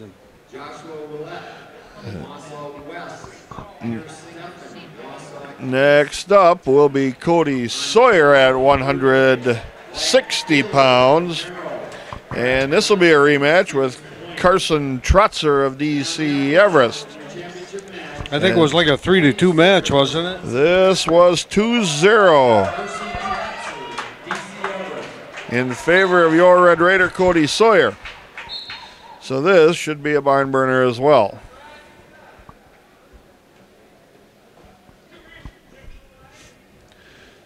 Trotzer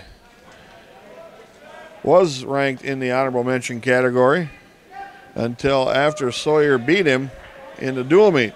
Sawyer ranked 9th at 160.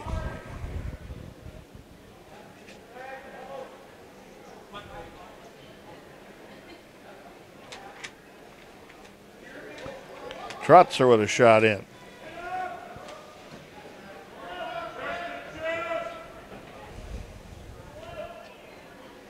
Sawyer using the length of an arm, trying to snatch a leg. Got his head pinched inside.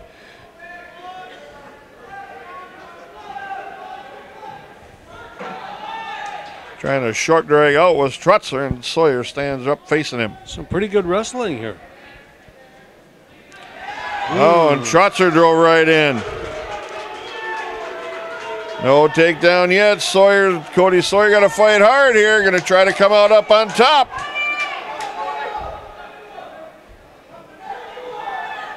No, we don't want to come out the back here.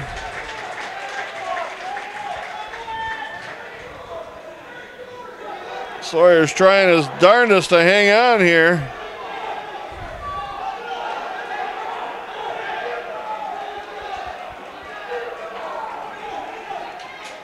"25 seconds. Wow. And you know what? I know that there's people in here thought that was a takedown, but it was a good non-call because I'm not sure that. It wasn't definite. Not definite. Never had his hands and knees both on the mat. And congratulations to Cody Sawyer for fighting that off that long. But now we can't let Carson in quite so deep. 0-0 after 1 in a hard-fought first period. Disc is red. Sawyer's choice. He goes down.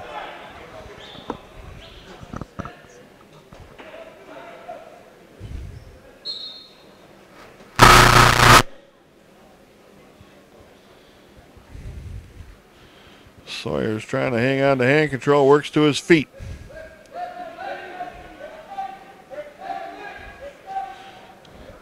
Sawyer trying to keep foot position here and still working on hands as Trotzer lifts, takes it back to the mat. And Sawyer back up again, trying to skirt the edge of the mat, but can't do that. Trotzer takes him out of bounds.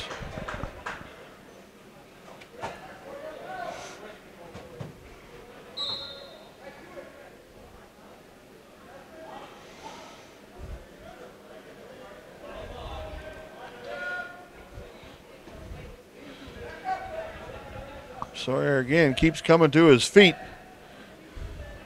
Pretty close to stalling here. Yeah, pretty close.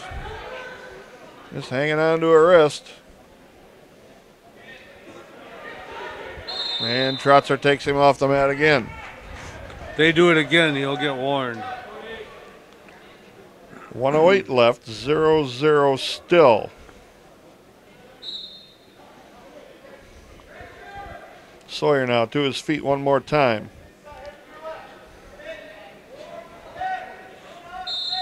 Warning, stalling. Everest.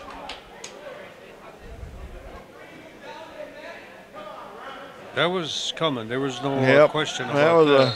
That was a legitimate call there. Scoot on it, scoot on it.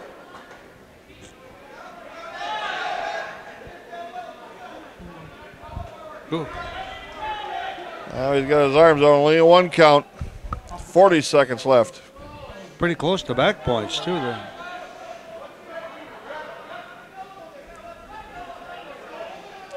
Trotzer just hanging on from behind here with wrist control. Now Sawyer to his feet one more time. 2-on-1 wrist ride. He can't get off that wrist. Now get your hips over the top, Cody. Get your hips over the top, Cody Sawyer. Oh, and he able to boot a leg in there.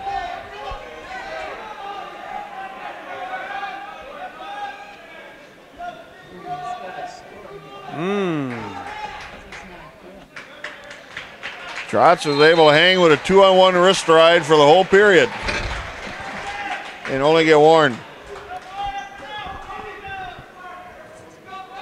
Now he got a minute to see if he can turn him, and then I don't know.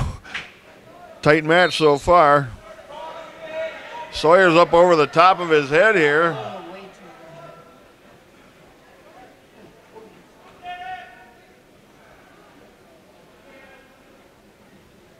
Get your head up, Cody Sawyer. Get your head up. Stalemate. Well, that was quick. That was quick. comparatively to the other period.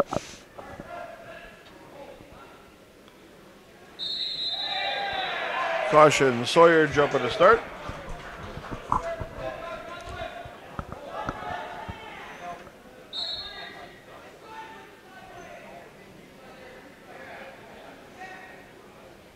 Roll attempt.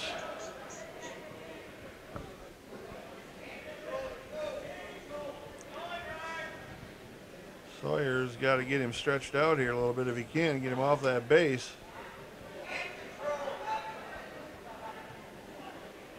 Now, crossbody power half. Got a half here. Can he get him a turn here? He's got to keep that boot in there.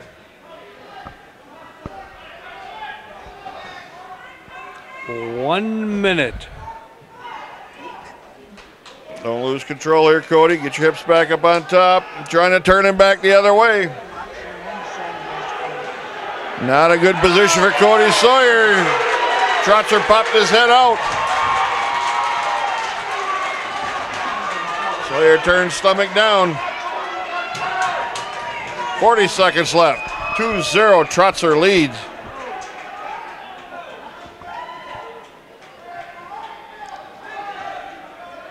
And you got an ankle ride here that's been there for 15 seconds.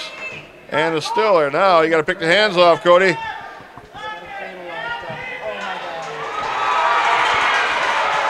Sawyer goes over in a cradle. Trying to pop the head out, which he has done. Off the mat, 5 seconds left. 3 near fall. It's now 5-0 Trotzer.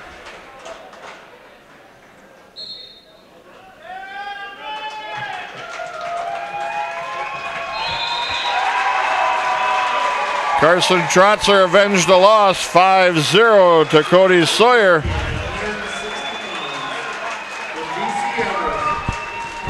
Cody Sawyer finishing in second place. It was a good match. They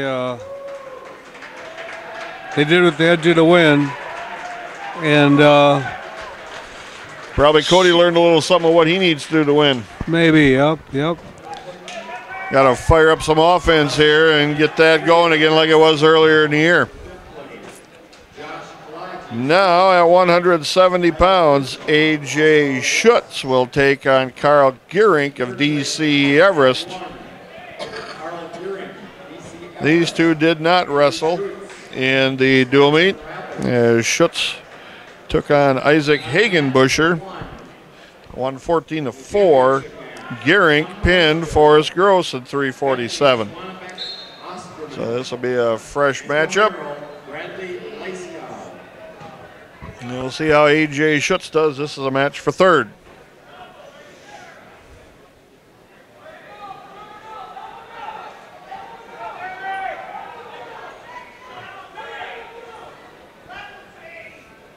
Schutz looking for a toss right off the bat, but Gehrink able to get his elbow down and keep Schutz from tossing him.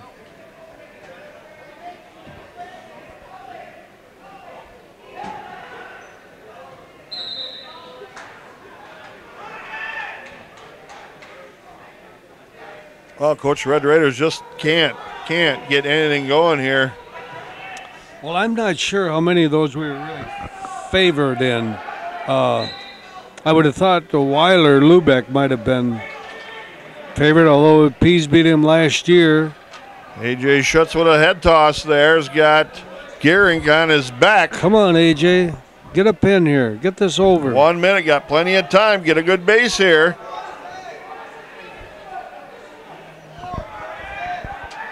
Now he's got a half. Some chest in here, buddy. Well, he's pretty tight on here. Take your time here.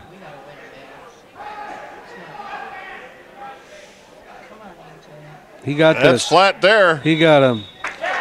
127 on a pin for A.J. Schutz. Finally, some bright spot for the Red Raiders. Well, that was good. It was a bright spot, like you say. Third place finish for A.J. Schutz at 170 pounds.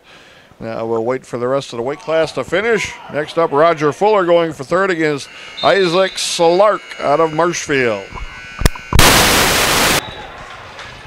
Roger Fuller to match for third place at 182 pounds against Isaac Slark out of Marshfield.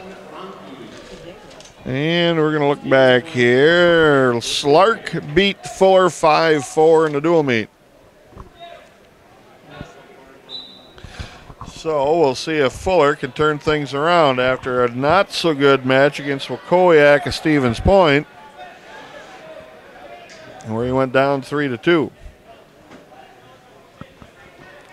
Red Raiders have hit a brick wall here in this final round of wrestling.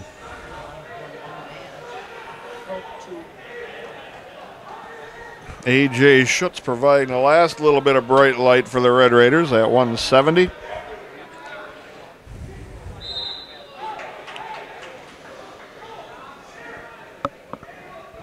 Roger trying to duck under there. Now hit another one into a single. Finish this one off now. Come on, get your head up, Roger. Little dump. Takedown to Fuller. Nice takedown. Stayed with it long enough that he got it completed after he was getting his head stuffed down to his knees.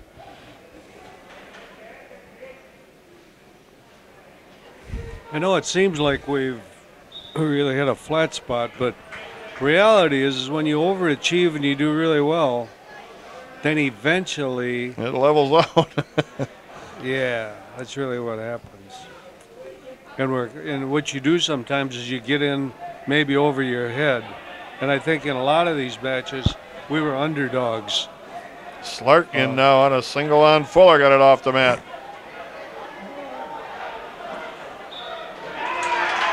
And Fuller rolled right through him. Get a half there, Roger.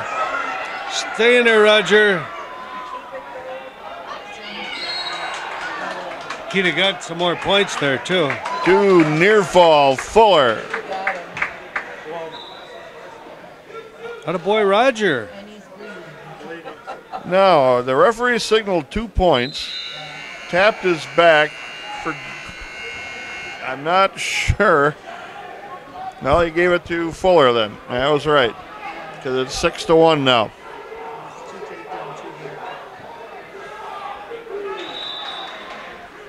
So now we got a little mat cleanup here. Again, the Red Raiders have no entrant at 220, and they have not had most of the year.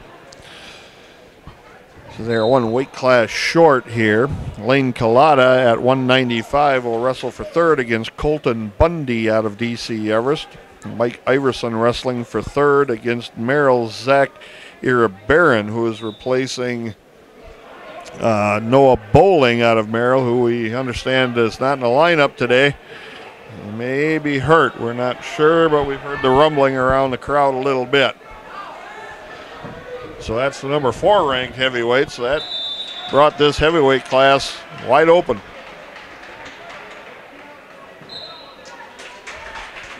Now we're getting a blood stop. A little cleanup time here on Fuller.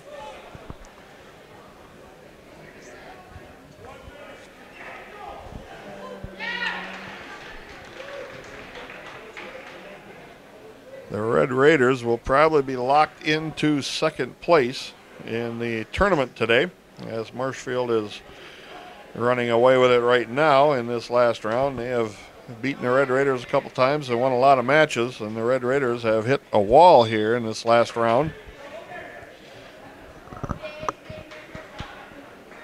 Looking for Roger Fuller to follow A.J. Schutz here and get a couple wins in a row for the Red Raiders. Next week, which would be Saturday, the Lincoln High School Red Raiders will host the regional at the Lincoln High School Fieldhouse. Please come out and support the Red Raiders. Be a good day of wrestling. We're going to have these same teams and add in Rhinelander.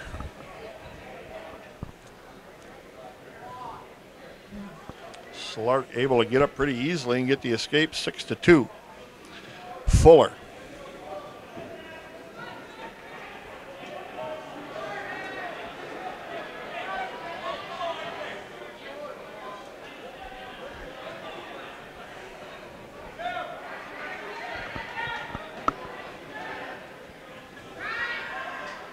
Fuller with a duck coming in, just missed it.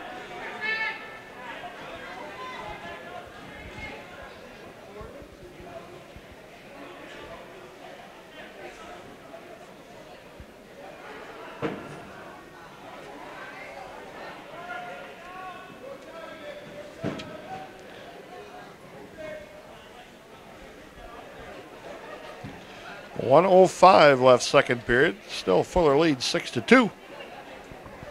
Third place match, 182.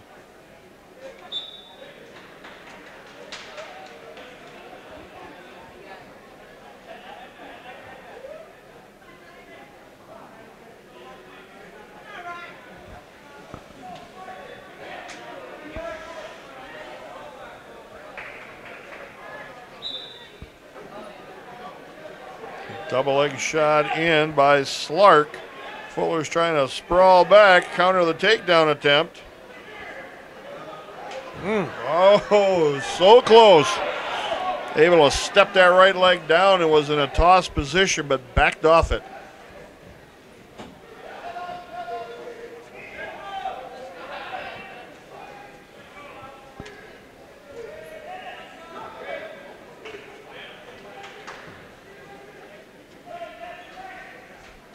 End of the second period here. Ooh.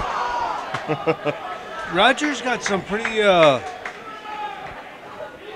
sneaky upper body throws in here out of flurries. I've got 2 of those now. Yeah, it's like a little arm over and a little slide type stuff right to the toss. 6-2. Fuller down on the bottom now, starting the third. He leads.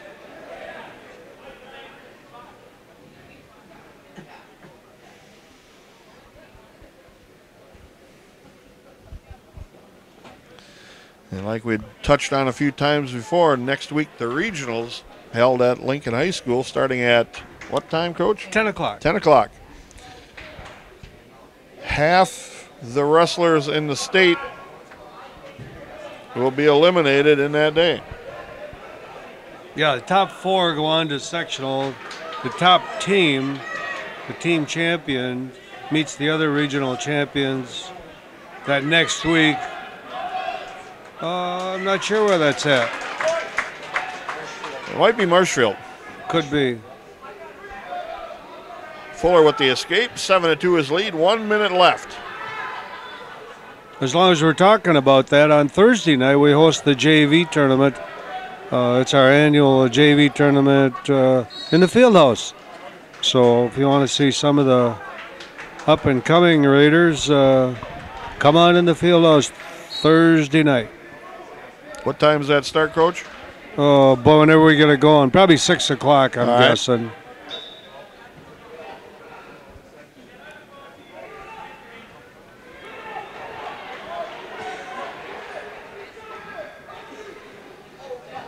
Slark with a double leg shot in again. Fuller trying to counter, inside leg trip. With a little toss, and they're out of bounds. He's been countering pretty well. Pretty well. 26 seconds left, 7-2 Fuller.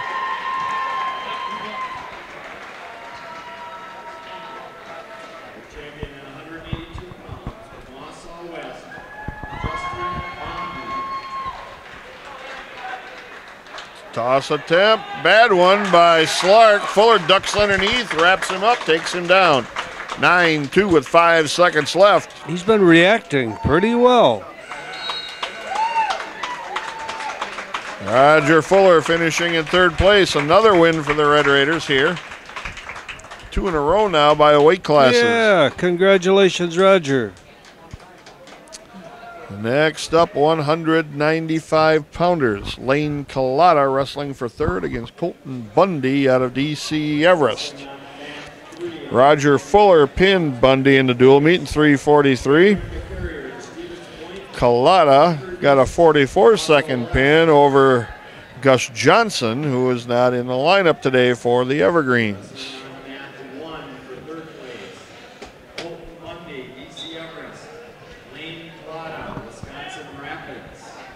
Now we'll see how Collada can fare in his third place match. Got a couple of pins and then lost by a pin. Feast or famine here. That's pretty much how it is. He and AJ both are a little that way. They upper body throw pretty good, but they don't counter it real well. So you're exactly right. It's a lot of cases pin or be pinned. So let's hope we get the pin.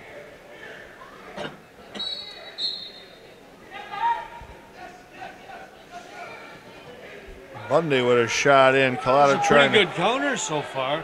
Oh, no, don't give up on it. He was in great shape. We just spent some time in the club the other night, how important it is to stay persistent up here. Because that a boy, that's exactly what you got to do. It's not pretty, but... And once he got back to that sprawl again, got him stretched out, was able to score. From here. Don't do it. Yeah, when you're the shorter guy, it's kind of hard to cradle a longer-bodied guy. Well, you got to just break him down. He's got the legs in on the right-hand side, trying to work a little cross body here.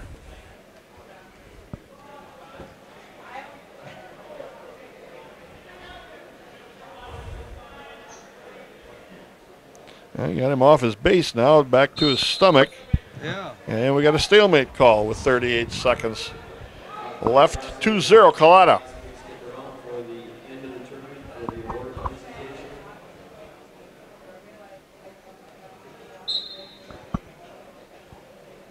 Ankle pick by Collada, driving him forward.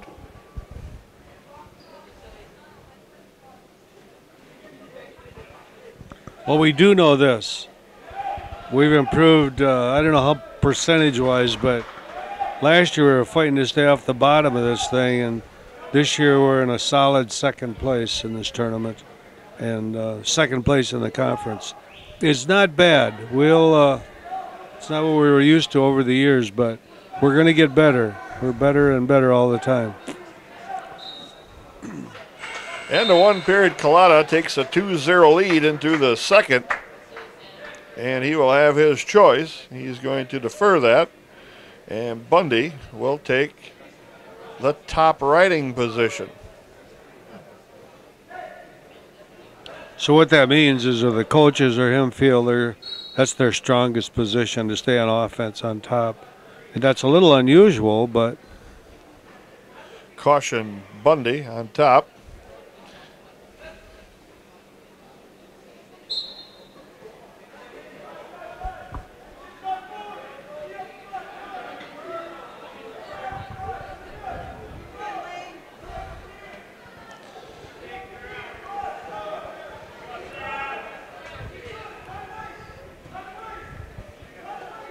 A lot of fighting hard to stay on a base here, and then Bundy gets an armbar in on that left side.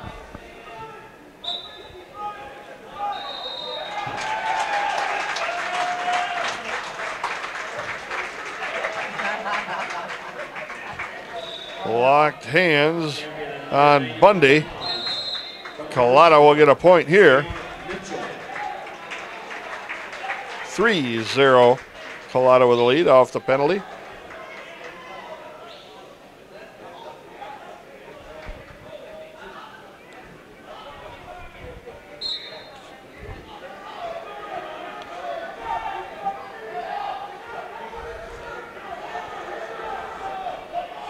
Keep moving your feet here.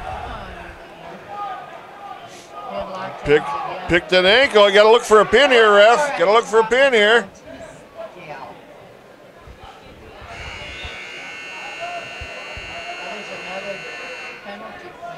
Yeah, that'll be the second penalty. So Collada's going to get a point here. Let's see if we can get a bonus here by getting a reversal.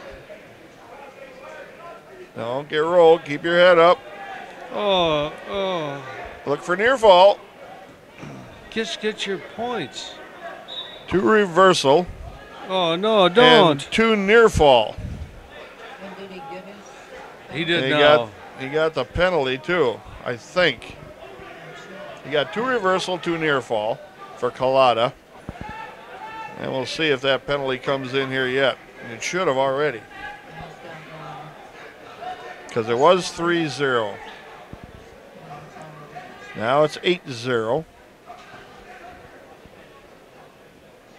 5 seconds left this second period. And he's got 2 penalty points, a reversal and near ball. Collada takes an 8-0 lead into the third. Collada's choice, he goes down. We'll see if we can pick up another penalty point when he's coming up.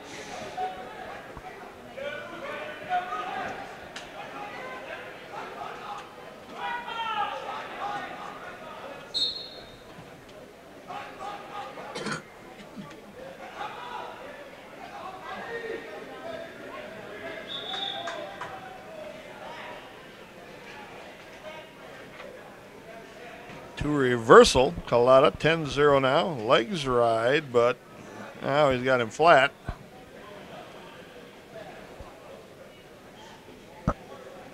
Now he's got a half. See if he can clear his leg. Near fall coming.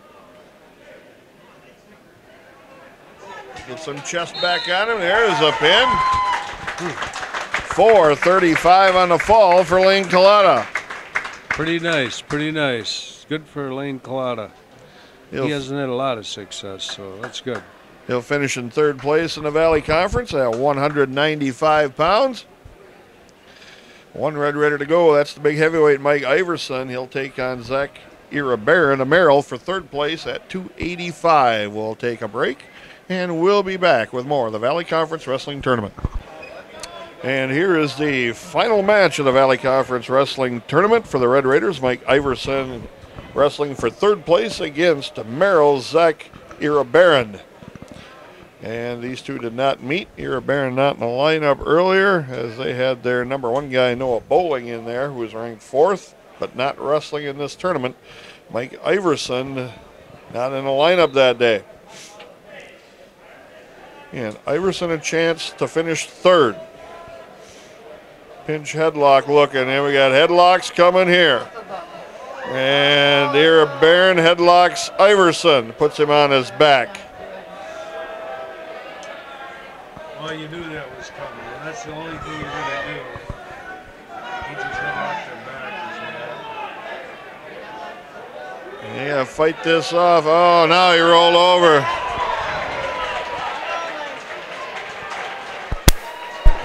"30 seconds on the fall.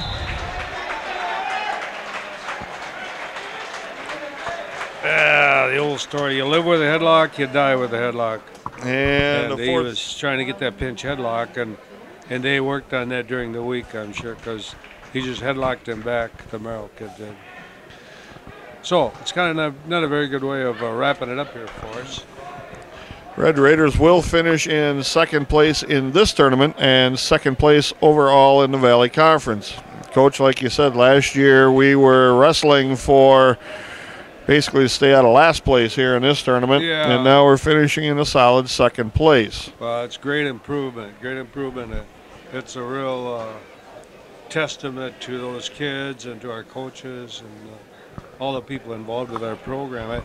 I think over the years, we were so dominant, I think people started taking that a little bit for granted, and that isn't the way it is. And last year we kind of bottomed out, and we didn't only improve this year, we improved from Christmas on. Right. The first of the years when we really, I thought, improved a lot. Yeah, as a team, and then you can see the individuals that have really taken strides, in the right direction. Guys that didn't fire any offense now all of a sudden are aggressive on the mat. Do they win every match? No, they don't. But still, they're aggressive on the mat. They're doing some things that are going to give them good chances to win matches and compete. I mean, last year we just got pounded by Marshfield, and this year, much different dual meet. Right now, Marshfield is the class of the Valley, but that's right now. And the Red Raiders climb, and hopefully they can take another step next year in the Valley and give that team a run for their money. And next week, and you got to be careful. The coach, as long as I have, you can't evaluate or judge your performance on 1 or 2 matches. So we didn't wrap up the way we wanted to here. But our whole day was pretty good. When you look at the whole field of the day, we won a lot more matches than we lost. Just the at the end here, when things got a little tougher, maybe we didn't wrestle quite as well. But if you judge the whole thing, it was a pretty good day. Red Raiders come away with Mike Iverson finishing in 4th at 285, Lane Collada in 3rd at 195, Roger Fuller in 3rd at 182, as was A.J. Schutz at 170, Cody Sawyer finishing in 2nd at 160, the lone champion Berg Diebel at 152 was champion, J.J. Corral in 4th at 145, Weiler Lubeck finishing in 2nd at 138, Zach Hamill in 2nd at 132, Ryan Searing finishing 4th at 126, Alistair Greening 4th at 120, Cale Bennett 2nd at 113, and Damian Bennett 2nd at 106 pounds. We'll be back hopefully with head coach Scott Bennett giving us his input from the Valley Conference Wrestling Tournament. Joyce Bennett's keeping the stats and always keeping us straight up here. Head coach Louis Bennett. Craig Tim giving you the mat side seats. My name is Scott Tesh. We'll see if head coach Scott Bennett can come up here and give us his input. We'll be back with more Lincoln High School Red Raider Wrestling on River Cities Community Media.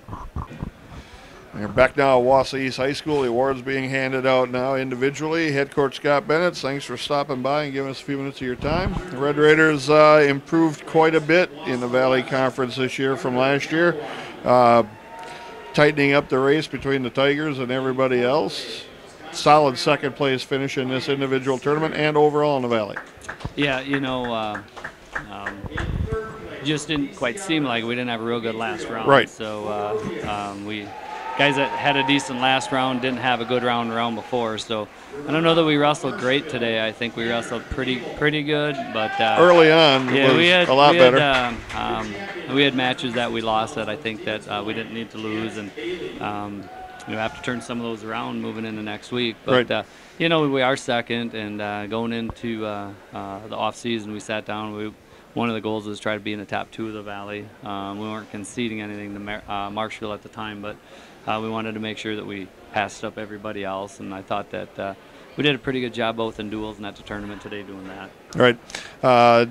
Go through the lineup real quick here. Damian Bennett finishing in 2nd place, got to the finals against the number 2 ranked 6-pounder in state in Groshek. Yeah, wrestled not a very good quarterfinal match, and then got better, wrestled pretty good in the semis, and got beat by a guy that was just better than him. Right. And he hasn't wrestled a lot of guys that quality this year, and he was not ready for that pace, and kind of showed. Right.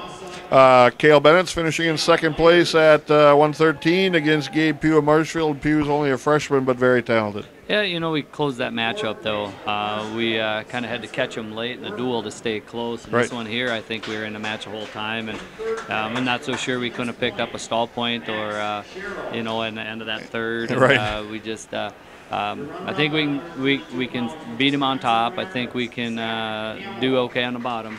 We just got to try to figure out a way to score on our feet, and I think we'll be all right. Right. The first takedown changed the match there, and he got that again. Yeah, and it's just something that we have to figure out how we can score, or at least not get scored on. Because if we don't get scored on, I think we're fine. Right. So, pretty good day for Cale though, and we got a couple more cracks at him. Alistair Greening at 120 pounds, finishing in 4th place for the Red Raiders. Yeah, kind of a deep weight, and the top couple guys there in the finals, that was an awful good match. Mm-hmm. And then Denny's real tough. He tough on that cradle, and he kind of it was a tough matchup for us. And Alistair's wrestling pretty well. We just like I said, it's a deep weight, and we had a little trouble. We're gonna have troubles moving up in that weight right. too. 126-pounder Ryan Searing, again 4th place in the Valley, finishing with a tough loss 7-2 against Demetrio Corvarubas. Yeah, and I think that's a match we can win. We got caught for that 4 right away. Same way we got thrown and pinned in the duel. It was like 2 halves of a match. First half wasn't so good. Second half was much more competitive. Yeah, it's just that one move, and he felt it now, and now we have to be a little more aware that that's what he does, because we got caught in it twice, and it's not a very, it's not a technique you should get caught in. Not sound. But kid does it, and so we wrestled that better as the match went on. I think we'll beat him hopefully next weekend and give us a chance to qualify, because if we don't, we're going to have troubles qualifying out of that weight. Right. Zach Hamill at 132, finishing in second place, went against one of the top guys in the state, and Tom Severson, and the score was 9-1, but it was a much more competitive match than that. Yeah, that was one where we got beat by a guy that's better than Right. we are. Getting that pin in the semis was huge. That was a big win for him. He had a really good day. The goal for that one is that might not be a match that we can turn around, but that's the guy maybe we can follow the next 2 weekends. And Right. if we can follow him at the regional and sectional, it gets us down to Madison, and I think that's got to be the goal. There's just certain guys that we can turn matches on, and other ones where guys are just Right. pretty good. And I think we can make that match more competitive, but again, that's going to be a tough match to win. And that was the toughest match Severson had all day, was that one. And you could even see the respect that he had for Hamill after the match was done, and they shook coach's hand. He came back over and shook Hamill's hand again. Yeah, no, and we've made a lot of progress in a year with Zach, and he's not done getting better. Weiler Lubeck second at 138 against Caden Pierce of Marshfield. Lost in overtime. Close match. Score was 6-1, but that was off of all one move, and a match you're looking at probably not lose there. Yeah, we lost to him last year, and Caden Pierce is very good. He's big, he's pretty good, and hard to score on. He come off the bottom on us, Right. and And penetrated. yeah, he's got a good shot. He shoots hard. He comes in hard on that shot to his left, and he finally caught us at the end. The first time we countered it, second time he didn't get in quite as deep, but we were in a spot to hit a high crotch, and it was close. It was a ref's judgment calling whether we had a takedown or not. I thought we had to take down. We didn't, because the ref said we didn't, and then we got taken down later. But it's gonna be really hard for either one of those guys to win 3, and so that means we're gonna win one of the next 2 for sure, and hopefully we can win the next 2. And if we do that, we'll be all right. So Mason Phillips coming in at the sectional, we're gonna have to beat him to Right. get to the state tournament. J.J. Carell, late entry into the lineup here the last 2 weeks or so, finishing in 4th place at 145 pounds. Yeah, he just struggles on the bottom, and he's not too bad on his feet, and he's just new to the varsity, and he beat that Hankins kid, who's not too bad, and wrestled really good that first round, and didn't wrestle bad. He just got beat by guys at the end that were a little better than he was. 152 Berg Diebel, the lone Valley Conference champion for the Red Raiders this year. 7-2 win over Peyton Young. And again, typical Berg Diebel, gives up some positions, gives up some points, seems to be able to work his way through most of them. Yeah, as long as the guys aren't very good. Yeah. And he was in a weight class where those aren't state tournament kind of guys. And you can't give up that kind of position. You can't give up points on guys that are equal to you. We can come back on guys that we're better than, but when you do that with guys that are better than you don't come back. And we need to improve that part of his strategy, or we're gonna have a disappointing sectional. And that happened to him last year, and we need to get that changed, because that type of wrestling isn't going to get us to the state tournament. Right. Cody Sawyer, 160, finishing in second to Carson Trotzer, who they just had a close 2-0 match, I think it was, against DC Everest. Sawyer goes down this time 5-0 and finished second, taking his first loss. Maybe the pressure's off now. Yeah, I don't know that we could beat Trotzer 4 straight times. And if there's one we could afford to lose, this was the one. Right.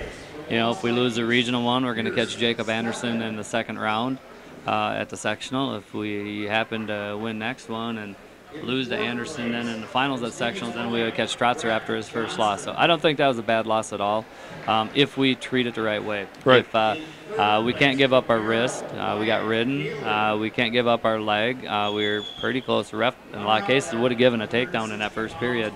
So we got some things to improve on, and hopefully this lets them know that we got some work to do in the next 2 weeks. We want to wrestle in Madison. AJ Schutz at 170. Again, a guy that's up and down, hot and cold, good and bad, and ends up finishing in third. Gets a big pin at the end over Gehrink of DC Everest. Yeah, I don't know that I would have thought that he would have beat Gehrink coming in. Gehrink, I think, beat Roger once last year, and AJ, you never quite know what you're going to get with him. And he caught him, pinned him, and him getting third place was definitely more than we probably anticipated at 170 today. 182-pounder Roger Fuller finishing in third place with a 9-2 win over Isaac Slark out of Marshfield. Yeah, it should have been in the finals. Wrestled Right. a real poor semifinals. Lost 3-2, didn't do anything in that match, really. No, not at all. He wrestled better in the third place match, but there's we want to get into the sectional and have a chance to do much there. We have to be able to beat Wachovia, and Wachovia only lost 5-3 in the finals, so there's not out of the question that we can turn all the matches around. Right. But you got to do something. I thought he wrestled better as the day went on. Even in that third place match, he wrestled the last part of that better than the first part. So, if he wrestles like that, we can beat guys. If we wrestle like we did in the semis, it's going to be a disappointing end of the year. 195-pounder Lane Colletta, again, finishing in third place. And again, a hot and cold guy, limited in what he does. If he catches you with it, he can pin you. Otherwise, he's on the short end, but finishing in third. Yeah, lost to a guy that he beat before, and that can't happen this time of year if you want to, move on. And that was a good loss for him. I think he was starting to think that, he'd improved to a point where he could look past people, and his style's a little bit finicky.